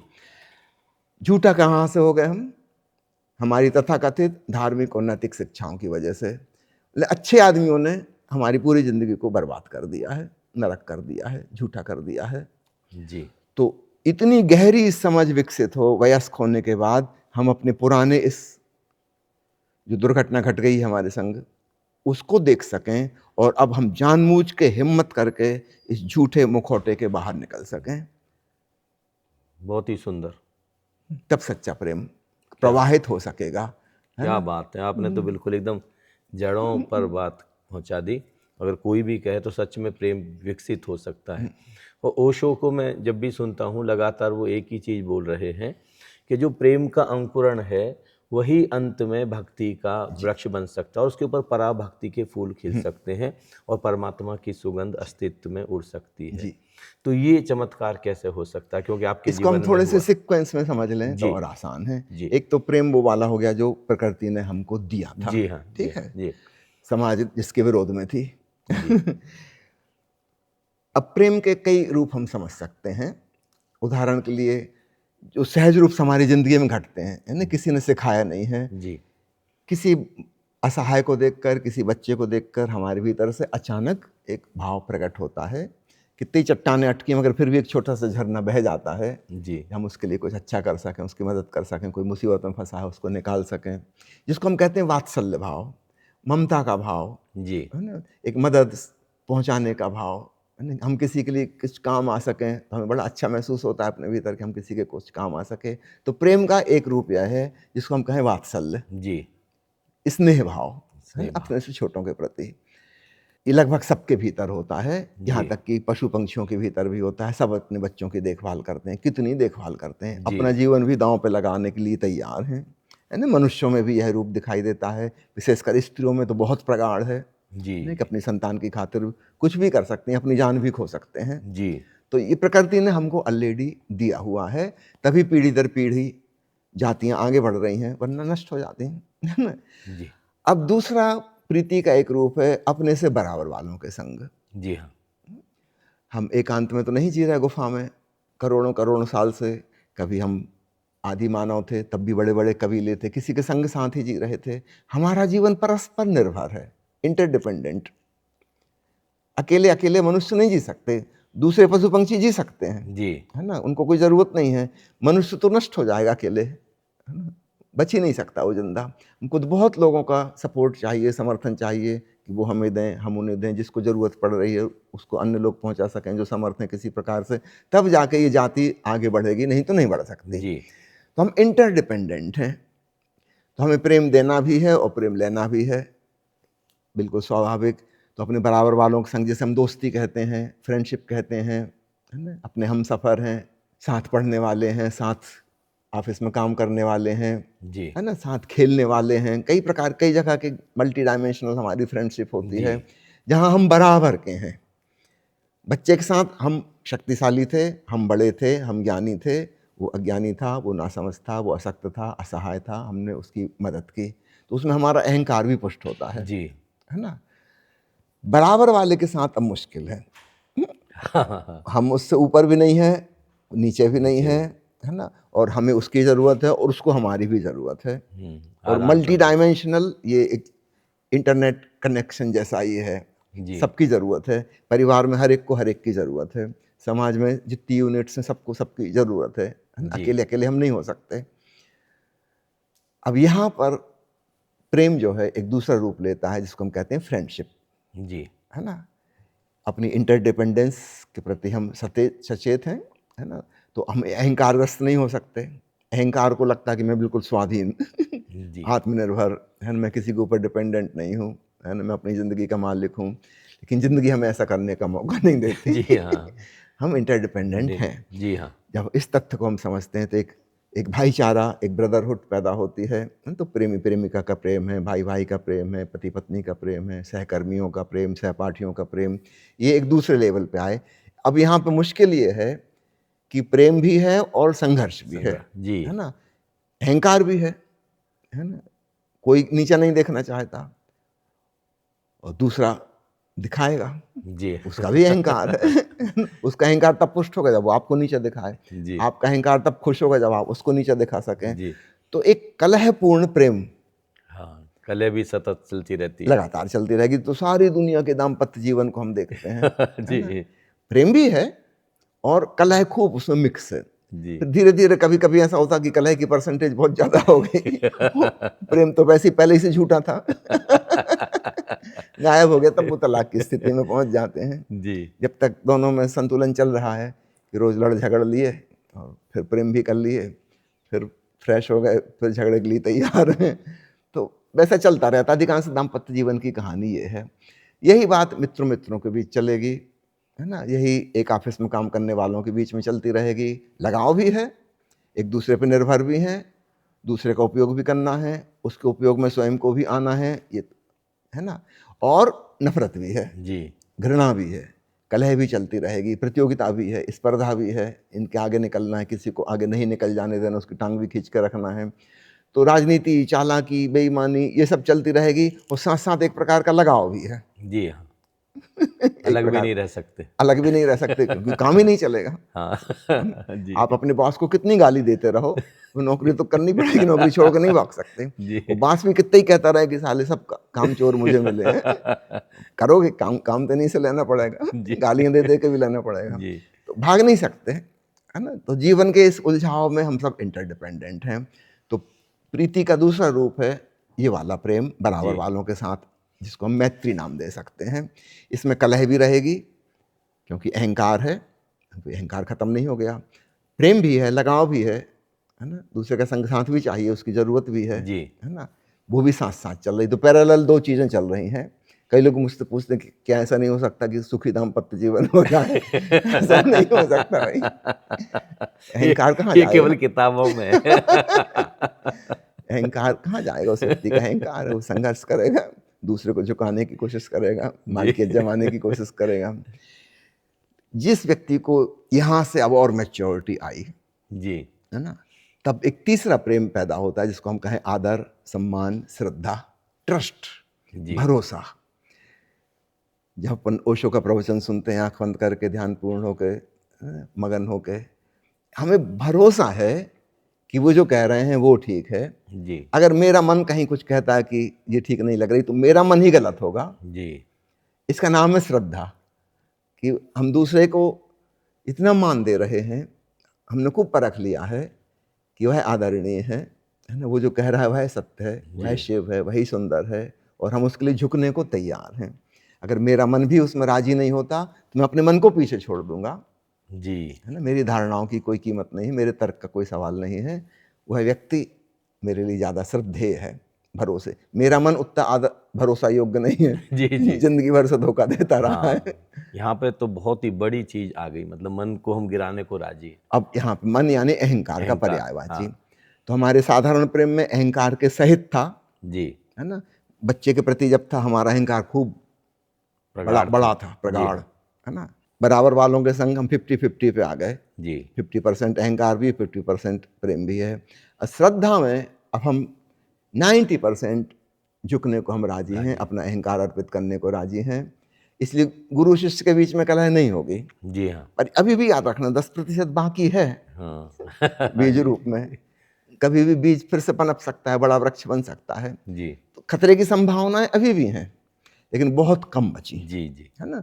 तो पति पत्नी का जैसा जीवन चलता है, लड़ाई झगड़े वाला, अब यहाँ पे वो स्थिति नहीं है, क्योंकि एक व्यक्ति झुकने को बिल्कुल राजी है, मिटने को तैयार है, वो समर्पण कर रहा है, और दूसरे को उसे पूरा भरोसा है कि यह जो कहेंगे, जो करेंगे, वह मेरे हित के लिए, मेरे कल्याण के लिए होगा। जी एक सरलता उसके अंदर, वो बालवत हो गया। तो इसका नाम है श्रद्धा। तो तीसरे को हम बहुत कम जानते हैं दुनिया में। पहला और दूसरा तो हम सब जानते हैं, वो तो प्रकृति प्रदत्त है, उसमें हमारी कोई खूबी नहीं है। तीसरा कुछ लोगों के जीवन में पैदा हो पाता है, श्रद्धा का भाव, क्योंकि ऐसे लोग ही नहीं नजर आते जिन पे हम श्रद्धा कर सकें। छोटा बच्चा अपने बड़ों को बहुत सम्मान देता है, माता पिता को बिल्कुल मानता है कि सही हैं, बहुत शक्तिशाली हैं, सब कुछ कर सकते हैं। अपने पापा को हर बच्चा सर्वशक्तिमान समझता है, जी मोहल्ले का सबसे बड़ा पहलवान समझता है, सबसे बड़ा बुद्धिमान आदमी समझता है। ये फिर समय आता है, ये भरोसा धीरे धीरे टूटने लगता है। अपने पापा को भी वो गलत काम करते देखता है, कहा था इससे झूठ नहीं बोलना, वो फिर खुद ही कहता है कि कोई दरवाजा खटखटा रहा, जाके कह दो कि पापा घर में नहीं है। ये तो खुद ही झूठ बोलते हैं, अब उसकी श्रद्धा टूट रही है जी ना। माँ जो हमेशा कहती थी कि प्रेमपूर्ण व्यवहार करो, जब वो अपनी मम्मी को पापा से लड़ते देखता है, उसकी श्रद्धा टूटती है कि लोग तो खुद ही प्रेमपूर्ण नहीं है, हम उससे कहते हैं ऐसा व्यवहार करो। जी जब वो स्कूल जाना शुरू करता है, अब उसका श्रद्धा का पात्र बदला। अब वहाँ के जो टीचर हैं वो आदरणीय हो गए। समझो गलती से किसी टीचर ने कोई एक शब्द की स्पेलिंग गलत लिखा दी, या गणित में कहीं कुछ भूल चूक हो गई, और बच्चा वो वहाँ से लेकर घर में वो होमवर्क कर रहा है, उसकी मम्मी होमवर्क करा रही है, वो मम्मी ने कहा कि ये गलत है, बच्चा तुरंत अड़ जाएगा, नहीं मेरी मैडम ने बताया है। मैडम के आगे कोई नहीं हो सकता है ना, मम्मी गलत हो सकती है। मैडम के प्रति बहुत रिस्पेक्ट उसके मन में, शायद मिडिल स्कूल तक बना रहे। जी शिक्षकों के प्रति सम्मान। फिर एक उम्र आएगी, वो सम्मान भी उसका खो जाएगा, है ना। वो जिस दुकान से छिप के सिगरेट पीता है, वहीं वो अपने टीचर को भी सिगरेट खरीदते देखता है, लगता है मेरे जैसे तो ये हैं। और कॉलेज में तो ऐसा हो जाता है कि जिसके प्रेम में वो लड़का पड़ा, उसी लड़की के प्रेम में उसका प्रोफेसर भी पड़ा है। कंपटीशन शुरू हो गया है। जी अब श्रद्धा नहीं रह सकती, जी है ना। ज्ञान इनके पास है, ठीक है, तो उसमें क्या बात है, वो कोई भी पढ़ लेगा, 2-4 साल में हमको भी हो जाएगा। और आजकल जहाँ पे गूगल ज्ञान आ गया है, जी अब तो टीचर सब पीछे पड़ गए। जी तो बच्चे साफ आके क्लास में, मिडिल स्कूल के, प्राइमरी स्कूल के बच्चे कहते थे सर आप गलत पढ़ा रहे हैं, मैंने गूगल में देखा था। जी अब श्रद्धा गूगल पे आ गई है जी ना। अगर उससे कोई बात मैच नहीं कर रही थी तो गलत है ना? जी। कितने बड़ा विद्वान हमको होता नहीं, नहीं गलत, हमारा भरोसा वहाँ पे है। तो श्रद्धा के पात्र बदलते रहते हैं, क्योंकि पुराने पात्रों से हमारी श्रद्धा टूट जाती है, जी। टूट जाती है। जिस कारण से थी हमें पता चलता है वो कारण गलत है, हम धोखे में थे, है ना।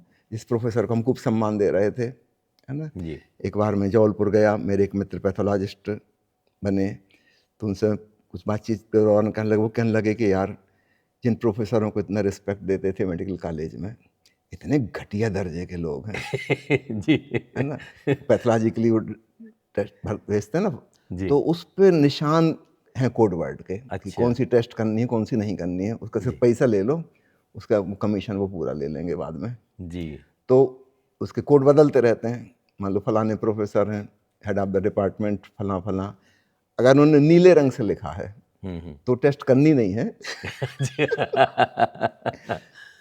बस केवल पैसे निकाल ले लो, लो। पैसे ले लो, एक रिपोर्ट नॉर्मल सी बना के दे देना, जी है ना। वो सारे पैसे वो प्रोफेसर ले जाएंगे। कलर का कोड है, कहीं कुछ और कोड है, दस्तखत कैसा करेंगे, ऐसा दस्तखत किया तो एक्चुअल टेस्ट होनी है, या कहीं वो निशान लगा देंगे कुछ जी तो वो एक्चुअल होनी है, बाकी कुछ जी बकवास है। कह रहा था अपन कितना रिस्पेक्ट करते थे प्रोफेसरों को, अब पता चलता है कैसे घटिया किस्म के आदमी हैं। जी श्रद्धा पर इतनी चोटें पड़ी, इतने दुख, इतनी विपत्तियां आई, धीरे धीरे श्रद्धा खत्म हो जाती है। और तब इस बड़े संसार में कोई सद्गुरु मौजूद भी हो, हम उसके संपर्क में भी आ जाएं, तो जरूरी नहीं कि अब हम एक पॉजिटिव दृष्टिकोण से देख पाएं, सुन पाएं, समझ पाएं। हमारे अंदर इतनी नेगेटिविटी पहले से भर चुकी है। इतने बड़े बड़े साधु महात्मा पाखंडी हो गए साबित, कितने ब्रह्मचर्य की शिक्षा देने वाले व्यभिचारी पाए गए, वो जेल में हैं। जी श्रद्धा टूट रही है, दिनों दिन टूट रही है ना। लेकिन यहाँ कोई असली सिक्का भी है, इसकी अब कठिनाई आप समझ रहे हैं कितनी हाँ, मुश्किल है। जी हाँ है बिल्कुल। ना। वहाँ श्रद्धा जाग सके और हम झुक सकें और जुड़ सकें, ये बहुत कठिन है। इसलिए स्नेह और मैत्री, प्रेम के ये दो रूप तो सारी दुनिया में नज़र आते हैं, तीसरा तो बहुत मुश्किल है। लाखों लाखों में कोई एक आध सौभाग्यशाली व्यक्ति, और ऐसा लगता है कि शायद पिछले जन्मों से उसकी कुछ श्रद्धा की संपदा बरकरार थी, तभी वो यहाँ पर अर्पित कर सका, कुछ ग्लिम्स उसे मिल सकी कि ये व्यक्ति साधारण दुनिया से बाहर का कोई अलौकिक व्यक्ति है ना। और तब उसके प्रति जो झुकाव पैदा होता है, अब अहंकार को हम छोड़ सकते हैं। हमें पता है हम सुरक्षित चरणों में हैं, और ये व्यक्ति जो भी करेगा हमारे भले के लिए होगा। जैसे ऑपरेशन थिएटर में कोई मरीज अपने आप को छोड़ देता है एनेस्थेटिस्ट के हवाले, सर्जन के हवाले, उसे भरोसा है कि ये मेरी भलाई के लिए कुछ कर रहे हैं, चीरफाड़ भी कर रहे हैं, तकलीफ भी पहुंचा रहे हैं, तो इसी में मेरे जीवन की रक्षा है। जी तो एक ऐसा भरोसा जब आध्यात्मिक रूप से किसी के प्रति हमारे मन में पैदा हो, तो वहाँ पे गुरु शिष्य संबंध डेवलप होता है।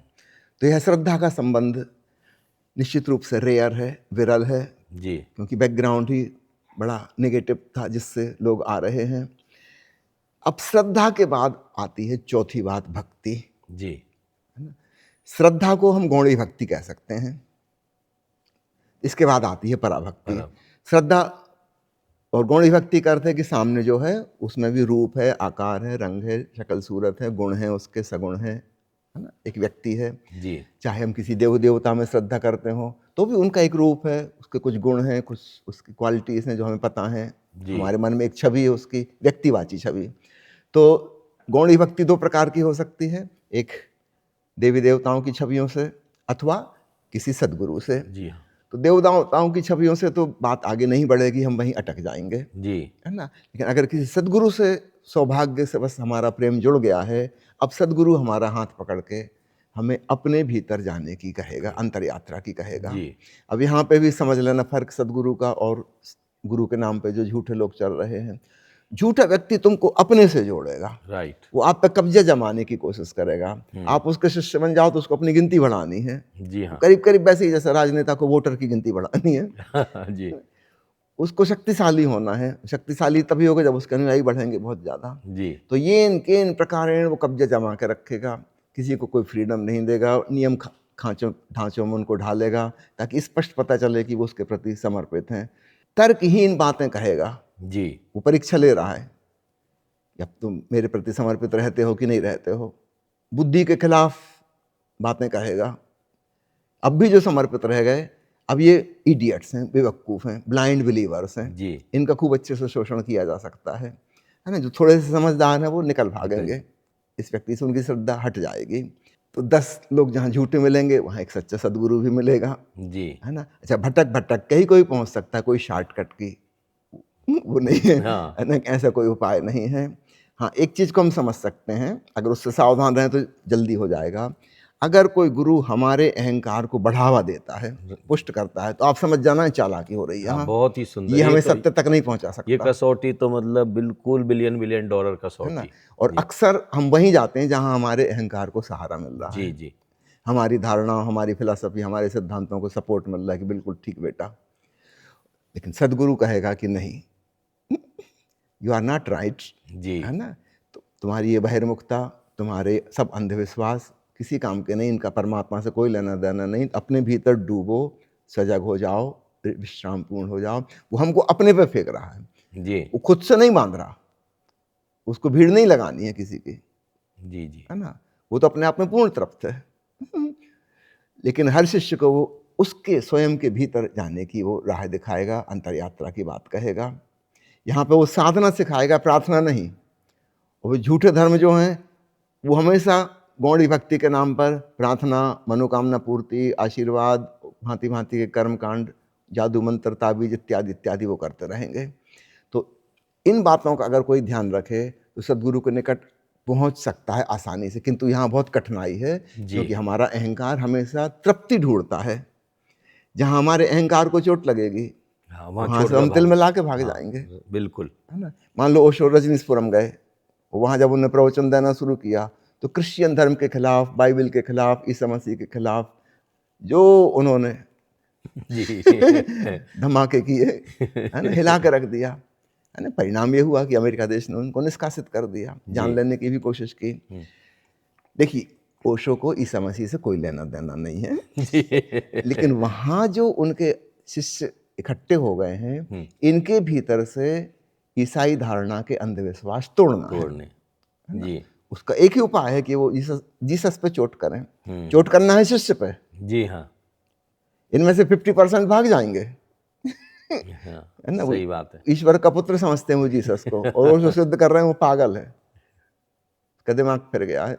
जी जी भाग जाएंगे, है ना। वो बाइबल को धर्मशास्त्र समझ रहे थे, जी है ना। ओशो कह रहे हैं कि just useless book, ugliest book in the world. देखिए, इस बाइबल के बारे में नहीं कह रहे हैं, जी जो सामने बैठे हैं इनके उनको खोपड़ी पे चोट डंडा करना है, मारनी हाँ। है, इसके लिए कह रहे हैं, जी है ना। भारत में आके बाइबल के खिलाफ नहीं बोलेंगे, क्योंकि हाँ यहाँ वो क्रिश्चियन उनके पास आ ही नहीं सुनने। जी यहाँ उन पे चोट करेंगे, उन देवी देवताओं पे जिनके मानने वाले इकट्ठे हुए हैं। जी उनका काम जगाना है, सिखाना नहीं है। जी ना उनको राम से कुछ लेना है, ना कृष्ण से, ना महावीर से, ना ईसा मसीह से, है ना। सामने जो बैठा उसको झकझोरना है, उसको जगाना है, जी जिस विधि वो जाग सके जगाएंगे। इसलिए सदगुरु पे श्रद्धा जमना बहुत कठिन है। जम जाए तो हम बड़े किस्मत वाले हैं, बड़े किस्मत वाले हैं। अब यहाँ से शुरुआत होती अगले कदम की यात्रा, वो है पराभक्ति। तो गौड़ी भक्ति में श्रद्धा आती है, क्योंकि सामने एक व्यक्ति मौजूद है, आकार मौजूद है, सगुण मौजूद है, और देवी देवता की अगर हमारी धारणा है तो वो भी गौड़ी भक्ति में आएगी, है ना। अब असली पराभक्ति है जहाँ कोई व्यक्ति नहीं, कोई रूप नहीं, कोई आकार नहीं, जहाँ सिर्फ साक्षी चैतन्य है ओंकार नाथ से गूंजता हुआ। जी अब इसकी कोई सीमा नहीं है, कोई बाउंड्री नहीं है, कहाँ से कहाँ तक है आप कह नहीं सकते। जी एक रहस्यमयी अनुभूति है, क्या है क्यों है, किसी चीज़ का कोई उत्तर नहीं है, बस है, और उसमें हम डूबते जाते हैं। अब यहाँ जब हम प्रेम पूर्वक इसमें डूबते हैं तो डूबते डूबते डूबते हम खो जाते हैं, उसके साथ एकात्म हो जाते हैं, एक हो जाते हैं। जी। तो पहले जिसको हमने जाना था ब्रह्म का नाद है, बाद में पता चलता है अरे अहम ब्रह्मास्मि, हाँ, यह तो मैं ही हूँ, और यही सब में है, सब यही है, पूरा जीवन परमात्मामय है। तो वो ऐसा ईश्वर नहीं मिल गया जो स्वर्ण सिंहासन पे बैठा है स्वर्ग में, दुनिया जी। चलाने वाला, बनाने वाला। एक स्वर मिला हमें अपने भीतर, वह ईश्वर का स्वर है ना। और वह फिर बाद में पता चला कि यह और मेरा होना अलग अलग नहीं है। कबीर कहते हैं ना, प्रेम गलियति सांकृता में दो ना समाई, वहां कोई द्वंद्व और द्वैत नहीं, अद्वैत फलित हो जाता है। जी। जी। परमात्मा, समष्टि और व्यक्ति एक हो जाते हैं। अब ये है पराभक्ति, जहाँ सामने कोई व्यक्तित्व नहीं है, और जब हम उसमें लीन होते हैं हम भी उसी जैसे हो जाते हैं। माना कि शरीर अभी मौजूद है, जब तक जिंदा है, रूप और आकृति है, मगर जब भीतर वहाँ जाते हैं तो वहाँ कोई रूप नहीं, कोई आकार नहीं, एक मिस्टीरियस प्रेजेंस बस। हाँ, चार स्तंभ एक गोल घेरे में यहाँ पे आ जाते हैं सर्किल में। तो ये चौथा घेरा, ये सिम पराभक्ति चौथा स्तंभ आ जाता है। इसको तुरिया भी जी। कहते हैं, समाधि की अवस्था हो गई। तो पराभक्ति गुरु के माध्यम से होकर जब हम जाते हैं तो बहुत आसान हो जाता है, कि गुरु ने हमारी भूमिका बना दी। उसने हमें बता दिया कि ईश्वर का स्वर होता है, उसके दर्शन नहीं होते, श्रवण होता है। उसने हमें समझा दिया है कि ओंकार नाद कैसा होता है, कैसे सुना जाता है, साक्षी चैतन्य कैसा होता है। वो हमको उस प्रोसेस से धीरे धीरे धीरे करके वहाँ ले जी। गया। जी। तो जागृति और प्रीति से हमारी तैयारी हो चुकी, ये दो तत्व हमने विकसित कर लिए। अब जैसे ही हमने नाद को सुना, उसमें जागृति और प्रीति हमारी वहाँ खिंच गई और हम पराभक्ति में पहुँच गए। ये भक्ति का मर्म हमें एहसास हो कमाल गया। हो तो गया। प्रेम के ये चार रूप। जी, पूरे साक्षात्कार में एक तरीके से देखा जाए तो एक पूरा धर्म का, अध्यात्म का एक विहंगम दृश्य बिल्कुल प्रस्तुत हो गया। मैं बस अब आखिर में जी। दो चीज़ें कहना चाहूँगा प्रभु श्री। एक तो मैं आपको देखता हूँ, जैसे आपने कहा कि लविंग अवेयरनेस, रिलैक्स्ड अवेयरनेस, ये हमको किसी तरीके से लोगों में लानी है। तो उसमें जैसे ओशो की जो विधियाँ हैं, जो एज इट इज़ करनी जरूरी है, कि थोड़ी बहुत वहाँ तक लाने के लिए फेरबदल कर सकते हैं। देखिए, ओशो को विधियाँ दिए हुए 55 साल हो चुके। 1970 में मान लो उन्होंने पहली सक्रिय ध्यान विधि बनाई थी, जी। है ना। 55 साल हो चुके। इन 55 सालों में समाज में, विज्ञान में, तकनीकी में, सब चीज़ों में बहुत चेंज हो गए, जी। है ना। पढ़ाई लिखाई में चेंज हो गया, अधिकांश लोग पढ़े लिखे हो गए, गांव से शहरों में पहुंच गए, उनकी जीवन शैली बदल गई, ऑनलाइन पढ़ाइयाँ हो रही हैं। कभी सोचा था कैसा हो सकता जी हाँ। है ना। ऑनलाइन शॉपिंग हो रही है, कहीं जाने आने की ज़रूरत नहीं है। टेलीकम्युनिकेशन, अभी एआई आ गई, है ना। अब इससे एक और बहुत बड़ा रेवोल्यूशन आने वाला है। वी कैन नॉट एक्सपेक्ट कि क्या होगा, है ना। बिल्कुल नई नई चीज़ें होंगी। इस सारी बदली हुई परिस्थिति और मनस्थिति में विधियों के बारे में हमें सोचना होगा, जी। है ना। आज से 55 साल पहले अधिकांश लोगों के पास काफ़ी समय था। 1.5 घंटे का प्रवचन सुनते थे, 1 घंटा आने में लगता था, 1 घंटा जाने में लगता था, जी। है ना। 3.5 घंटे एक प्रवचन सुनने के होते थे। ध्यान की विधियाँ थी, 1-1 घंटे की विधियाँ थी, कुछ और भी ज़्यादा लंबी थी, है ना। और लोग आराम से करते थे, अधिकांश लोग कर लेते थे। जी। अब इस बीच में भाग दौड़ और स्पीड इतनी तेज हो गई है, जीवन की गति इतनी फास्ट बह रही है। अगर आप किसी से कहोगे कि 1.5 घंटे का प्रवचन सुनने आप हमारे घर आइए, मोस्ट प्रोबेबली वो आएगा ही जी नहीं। बिल्कुल। 1.5 घंटा जी हाँ। आप उसके घर भी पहुंचा दो, मैं भेज रहा हूँ सुन लेना, नहीं। शायद नहीं सुनेगा वो। अब उसकी आदत पड़ गई है 30 सेकंड की रील देखने की। जी। समय चेंज हुआ है। जी हाँ। आज से 55 साल पहले अधिकांश समझदार लोग किताबें पढ़ते थे, पत्र पत्रिकाएं पढ़ते थे, काफ़ी अध्ययन मनन चलता था। जी। कोई कल्पना नहीं कर सकता था कि टाइम्स ऑफ इंडिया के भी गौरवशाली प्रकाशन एक दिन सब बंद हो जाएंगे। जी। अकल्पनीय। मीडिया चेंज हो गया। हम्म। अब पढ़ने की जगह ऑडियो आ गया, कैसेट आ गई, सीडी आ गई, देखने के वीडियो आ गए, टेलीविज़न आ गया। अब भाई किताब कौन पढ़ेगा? जी हाँ। इस यहाँ इतने मनोरंजक ढंग से वही बात पेश की गई है जो कहानी हम किताब में पढ़ते, उपन्यास में पढ़ते, उसको बड़े बड़े हीरो हीरोइन ने अपनी कलाकारी के साथ पेश किया है। ये देखेंगे कि हम किताब पढ़ेंगे। अब जी धीरे धीरे किताब के दिन गए, बड़ी बड़ी सारी साहित्यिक पत्रिकाएं बंद हो गई, सब बंद हो गई, है ना, उसका कोई रोल नहीं है। अब हम सोचें कि इस दुनिया में अब ओशो की किताब को कोई व्यक्ति वैसा पढ़ पाएगा जैसा पहले पढ़ते थे। कितने लोग हैं, मैं जानता हूं, जिनको पहली किताब ओशो की कोई हाथ लगी थी 5 प्रवचन की, और पूरी रात में उनने पूरी पढ़ ली थी, रात भर नहीं सोए। मेरे साथ ऐसे ही हुआ। क्योंकि कहाँ रुके समझ में नहीं आ रहा था। हाँ। इतनी इंटरेस्टिंग बात, इतनी जी। रिवोल्यूशनरी बात, है ना, ऐसा होता था। आज ऐसा नहीं हो सकता, दुनिया बहुत बदल गई, बहुत बदल गई। जी जी लोगों के पास पहली चीज समय नहीं है, किसी छोटे छोटे बच्चों के पास समय नहीं है ना, जी और जो समय है उसमें का बहुत हिस्सा वो उनके नेट में और व्हाट्सएप और फेसबुक में चला जा रहा है, और उसको आप रोक ही नहीं सकते। जो जी। चीज़ आ गई है वो आ गई है, वो रहेगी।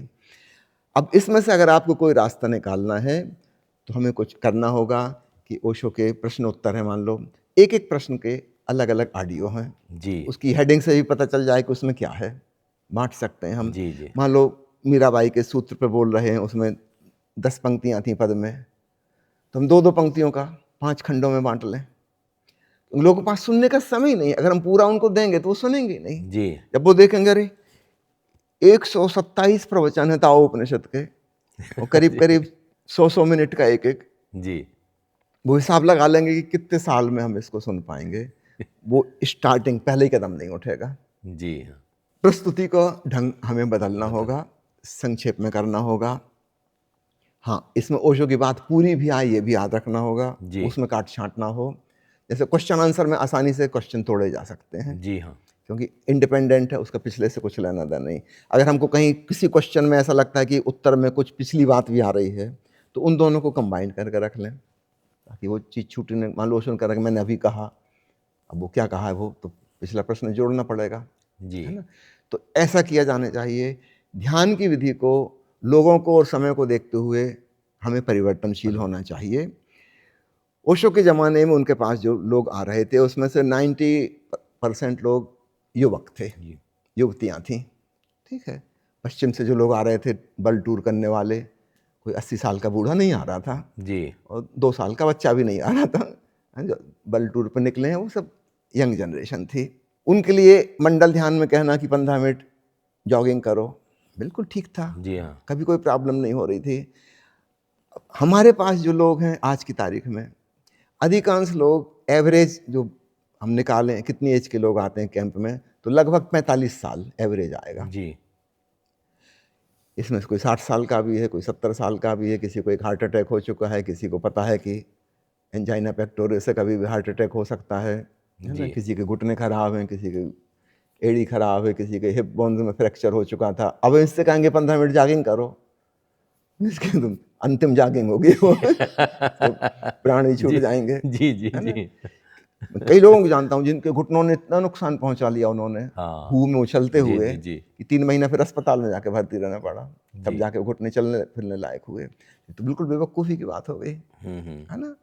आपने सिरसा की बात की, मुझे याद आता है जब पहली बार सिरसा में मैंने कैंप लिया था, तो जो आयोजक थे उनके बहनों बम्बई से आए थे, हाँ, बलदेव जी के। हाँ, और हाँ वो समय था जनवरी का पहला दिन, जी है जी ना, न्यू ईयर मनाने हाँ के बाद। जी अब बम्बई में महाराष्ट्र में रहने वाला व्यक्ति, जहाँ ठंड पड़ती नहीं है, जहाँ आज तक कभी किसी ने स्वेटर नहीं पहनी, स्वेटर की दुकान ही नहीं होती जी जरूरत ही नहीं पड़ती। ठंड का मतलब है पूरे बाह का शर्ट पहन लो, जी बस इतना ही फर्क है, बाकी आधी बाहें के पहनते हैं। सिरसा की उस भयंकर ठंड में, दिसंबर के एंड में वो आए। भयंकर ठंड, उस समय ऐसा कोहरा छाया था, करीब जी 2-3 दिन तक सूरज नहीं दिखा था, जी हाँ है ना। मतलब दोपहर को 12 बजे भी कार ड्राइव करना गाड़ी बैलगाड़ी की स्पीड से होता था, कुछ जी नहीं दिख रहा, जी क्या धुंध, बड़ी भीषण ठंड पड़ी। अब वो सज्जन को पहले से हृदय की बीमारी थी, है ना, और ठंड में ब्लड वेसल्स सिकुड़ती हैं, जी है ना, ब्लड सर्कुलेशन और ब्लड प्रेशर बढ़ जाता है। जिसको ब्लड प्रेशर की बीमारी है उसको ठंड में एक्सपोजर होने से और ज़्यादा बढ़ेगा। अगर हम पूरी दुनिया का रिकॉर्ड देखें हार्ट अटैक से कितने लोग किस मौसम में मरते हैं, तो मैक्सिमम लोग ठंड में मरते हैं। जी आपने गांव में सुना होगा कहीं कभी कोई बड़े बूढ़े, अगर ठंड निकल गई, मार्च आ गया, अब कहते हैं अब तो 1 साल तो टल गए जी हाँ अगली ठंड में बिताओगे। तो उन सज्जन को जो बम्बई से आए थे, कभी इतना एक्सपोज नहीं हुए थे, है ना, अचानक इतनी भीषण ठंड में, और सुबह सुबह जब वो डायनेमिक मेडिटेशन कर रहे थे, उसी में उनको सीने का दर्द उठा, तुरंत लेकर उनको अस्पताल भागे और मैसिव हार्ट अटैक हो गया था, जी, है ना।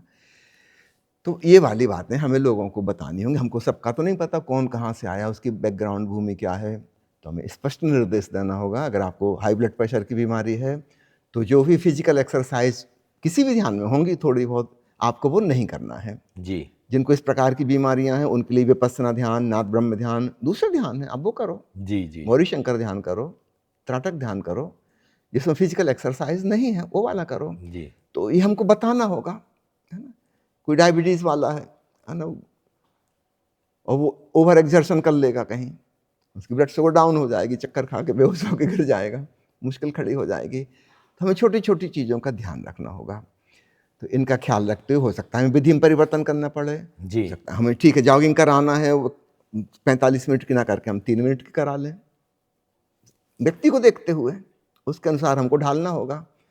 तो इन सब चीज़ों का ख्याल शिविर संचालक को रखना चाहिए। ओशो ने स्वयं कितनी बार डायनेमिक मेडिटेशन में चेंज किया, आपको पता ही होगा। जी हाँ, पहले मैं कौन हूँ था तीसरे चरण में, ठीक है, फिर सडन स्टॉप आया, फिर मैं कौन हूँ की जगह हु आया, फिर 5वां चरण जुड़ा उत्सव मनाने का, कितने चेंज हुए, जी, है ना। फिर बाद में जब पूना में रहने लगे, जहाँ आवाज़ करना मना था, अड़ोसी पड़ोसियों ने पुलिस में रिपोर्ट कर दी कि लोग सुबह से हल्ला मचाते हैं, फिर उसने कहा कि बिना आवाज़ के करो। जी, तो कैथारसिस भी बिना आवाज़ के और हु भी बिना आवाज़ के, और परिवर्तन हुआ। तो परिस्थिति को देख के बदलना पड़ेगा कि नहीं, जी हाँ, बिल्कुल, है ना।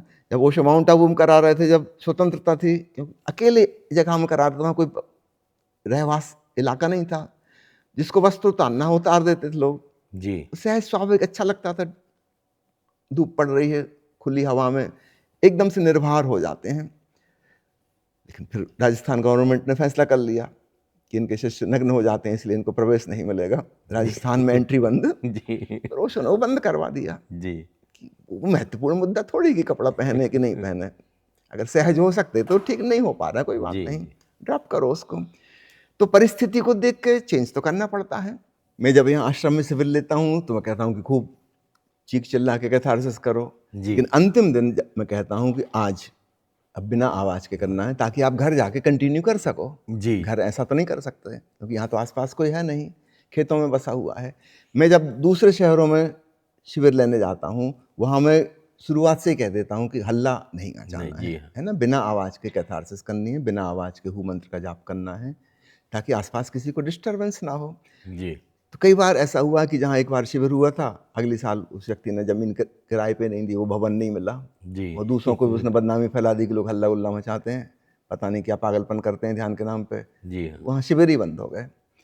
कुछ लोगों ने अपने घर में जाके शोरगुल किया, धूम धड़ाके वाला संगीत लगा के, फिर पूरा परिवार नाराज़ हो जाता है, मोहल्ले पड़ोस के लोग नाराज़ हो जाते हैं, और याद रखिए उस व्यक्ति से नहीं, ओशो से नाराज़ हो जाते हैं। जी, जी, इनके कैसे गुरु हैं हुँ, भाई, उनके गुरु ने जब करवाया था, वो तो माउंट आबू में एक एकांत जगह में करा रहे थे, जी, और जब पूना में शहर में बस गया आश्रम तो उन्होंने आवाज़ बंद करवा दी थी। हुँ, तो ओशो ने स्वयं कितनी बार परिवर्तन किए, परिस्थिति को देखकर, मनस्थिति को देखकर। मैं जानता हूँ कई वृद्ध लोग ओशो के पास आते थे कि हम ये ध्यान करें, ओशो कहते नहीं, सक्रिय ध्यान नहीं करना, तुम बैठ के मौन ध्यान करो, जी, विपස්සना करो। किसी से कहते थे ओंकार श्रवण करो, है ना? किसी से कहते बैठ के सिर्फ सांसों के साक्षी हो जाओ, आनापानसति। तो व्यक्ति को देख के, परिस्थिति को देख के हमें बदलना होगा। जी, और ध्यान विधियों को हम कोशिश करते हैं छोटा करने की, है ना, ताकि ज़्यादा लोग उत्सुक हो सकें, जी, है ना। हम बड़ी बड़ी ध्यान विधि लेके 1 घंटे की जनमानस तक कभी नहीं पहुंच सकते, वो सुनेंगे ही नहीं, स्टार्ट ही नहीं करेंगे, है ना। एक छोटी सी झलक उनको मिल जाए तो हो सकता है बाद में वो बड़ी वाली भी करने को तैयार हो जाएं। तो निश्चित रूप से हमें कुछ समझौता करने पड़ेंगे, लेकिन बड़ी बुद्धिमानी पूर्वक करना होगी। 2-3 चीज़ों का विशेष ख्याल रखिएगा, जो इसेंशियल पॉइंट्स हैं ध्यान के, वो उसमें रहनी चाहिए, जी, विधि कुछ भी हो। वो इसेंशियल पॉइंट है विश्रामपूर्ण चित्त की दशा, कोई जल्दबाजी नहीं, कोई हड़बड़ी नहीं, किसी लक्ष्य पर केंद्रित नहीं, कोई गंतव्य नहीं है। जी, be in the present moment here and now, ज़्यादा से ज़्यादा सजग, संवेदनशील, है ना। शुरुआत नेचुरली बाहर से ही होगी, क्योंकि हम जी, बहिर्मुखी हैं। धीरे धीरे धीरे अंतर्मुखी भी जागरूकता आती चली जाएगी, और यह पूरी घटना बड़े प्रेमपूर्ण ढंग से हो, जी है ना। ऐसा नहीं कि हम कोई परमात्मा पे चढ़ाई कर रहे हैं, फिर जब पताका फहरा देंगे दुश्मनी वाली, है ना। जी रिलैक्स होके बड़े प्यार से अपने भीतर जा रहे हैं स्वयं को जानने, कोई खास बात नहीं, एक गैर गंभीर माहौल। तो कोई भी विधि में ये चीज़ें अगर होंगी तो निश्चित रूप से ध्यान फलित होगा। और आखिरी बात है वो है नॉन जजमेंटल एटीट्यूड। जी जब हम अपने भीतर जाएंगे तो वहाँ बहुत कुछ मस्तिष्क में, हृदय में चल रहा है ना, अवचेतन में बहुत कुछ कचरा कूड़ा है, इसके प्रति नॉन जजमेंटल होना होगा, जी है ना। इसमें अच्छा बुरा, शुभ अशुभ, पाप पुण्य वो अगर हमने लेबल लगाए तो हम इसमें घुस जाएंगे, उसके बाहर नहीं निकल पाएंगे। अगर हम नॉन जजमेंटल हो जाते कि जो भी है ठीक, I am ready to observe, then I become just an observer from a distance, मैं दूर से देखने वाला हो गया, वो जो भी है ओके। तब ध्यान फलित होता है, हम दृष्टा में, साक्षी में रम जाते हैं। जी तो ये कुछ बातें, हम विधि जो भी हो, ये उसके एसेंशियल पॉइंट्स ये तो रहेंगे ही रहेंगे हर विधि में, है ना? इनका जी। ख्याल रखते हुए हम विधि को चेंज कर सकते हैं। आज बहुत ही मज़ा आया प्रभु श्री, बहुत कुछ जानने को मिला, बहुत कुछ अनुभव करने को मिला। और सबसे बड़ी चीज़ है, मैं जितने भी अहोभाव व्यक्त करूं, जितने भी नमन करूं, उतने ही कम है कि इतने समय आपका इतने करीबी से सानिध्य है आपका मेरा। भी बहुत बहुत धन्यवाद। और सभी दर्शकों को, श्रोताओं को कुछ सूचना यहाँ की देना चाहूँगा। सोनीपत जिला में दीपालपुर कुमासपुर रोड पर खेतों के बीच में श्री रजनीश ध्यान मंदिर है, नवनिर्मित आश्रम, बहुत सुंदर और सारी आधुनिक तकनीकी व्यवस्थाएं यहाँ पर हैं, सुविधापूर्ण। महीने में 2 बार 6-6 दिन के ध्यान शिविर होते हैं, और 1 बार 3 दिन का शिविर होता है, और 1 बार रविवार को 1 दिवसीय शिविर भी होता है। स्वागत है आपका इनमें भाग लेने के लिए। इसका कैलेंडर पहले से ही सुनिश्चित रहता है, किस तारीख को क्या होगा, वो आप व्हाट्सएप पे मुझे मैसेज भेज के बुला सकते हैं। दूसरी सूचना, हमारे ऑनलाइन मेडिटेशन क्लासेस भी चलती हैं, हर सोमवार से लेकर शनिवार तक 6 दिन, चारों हफ्ते यह चलती है निरंतर। पिछले कई सालों से ऑनलाइन क्लासेस चल रही हैं। आप अपने घर की सुविधाओं में रहते हुए आनंदित, प्रसन्न वहीं पर ध्यान कर सकते हैं, कहीं आने जाने की भी ज़रूरत नहीं है। और इसका जो शुल्क है वह वॉलंटरी कंट्रीब्यूशन है, स्वेच्छानुसार आप जो भी देना चाहें। तीसरी बात आपको बताना चाहूँगा, ओशो की सारी किताबें, जिनकी गिनती 650 के करीब है, हिंदी और अंग्रेजी की, ऑनलाइन लिंक पर उपलब्ध हैं, oshofragrance.org की वेबसाइट पर। ओशो के सारे ऑडियो वीडियो प्रवचन हिंदी अंग्रेजी के सब oshoworld.com की वेबसाइट पर उपलब्ध हैं। ओशो और उनके सन्यासियों से संबंध सारी जानकारी www.sannyas.wiki इस विकीपीडिया पर उपलब्ध हैं। यह बहुत बड़ा विकीपीडिया है, 65,000 पेज का। तो पूरी दुनिया में ओशो के सन्यासी क्या कर रहे हैं, ओशो का संघ क्या हुआ, कब हुआ, पूरी हिस्टोरिकल जानकारी यहाँ से आपको मिल सकती है। तो इन 3 वेबसाइट्स पर आप अवश्य जाइए ओशो के विषय में जानने के लिए। ओशो के सारे फोटोग्राफ्स, जिनकी गिनती 10,000 से भी ऊपर है, ओशो के सारे ध्यान, उनके संगीत, भजन कीर्तन जो सन्यासी मित्रों ने गाए हैं, ये सब भी ऑनलाइन लिंक पर उपलब्ध हैं निःशुल्क। मेरा फ़ोन नंबर आप नोट कर लीजिए, 70-273-273-72 70-273-273-72। इस नंबर पर आप व्हाट्सएप मैसेज भेजिए। कृपया मुझे फ़ोन नहीं कीजिएगा, मैं फ़ोन नहीं सुनता हूँ। केवल व्हाट्सएप मैसेज, आपको क्या चाहिए, 24 घंटे के भीतर भीतर मैं आपको वह लिंक भेज दूंगा। बहुत बहुत धन्यवाद। आलोक जी, आपको भी बहुत धन्यवाद। बहुत आप धन्यवाद इतनी जी। दूर से यहाँ आए, थैंक और यू, आपने थैंक जो यू सवाल प्रभु श्री। पूछे, मैं समझता हूँ ये सवाल हर साधक के काम आएंगे। यहाँ दीपालपुर में आश्रम में आकर के प्रोग्राम करने का जो सबसे बड़ा बेनिफिट मुझे नज़र आता है, आपके साथ 1.5 घंटे घूमना, जोक्स करना, बहुत मस्ती करना, वो सबसे बड़ा बेनिफिट है। Thank you, lot of thanks, बहुत ही नमन, बहुत जय ओशो। जय ओशो।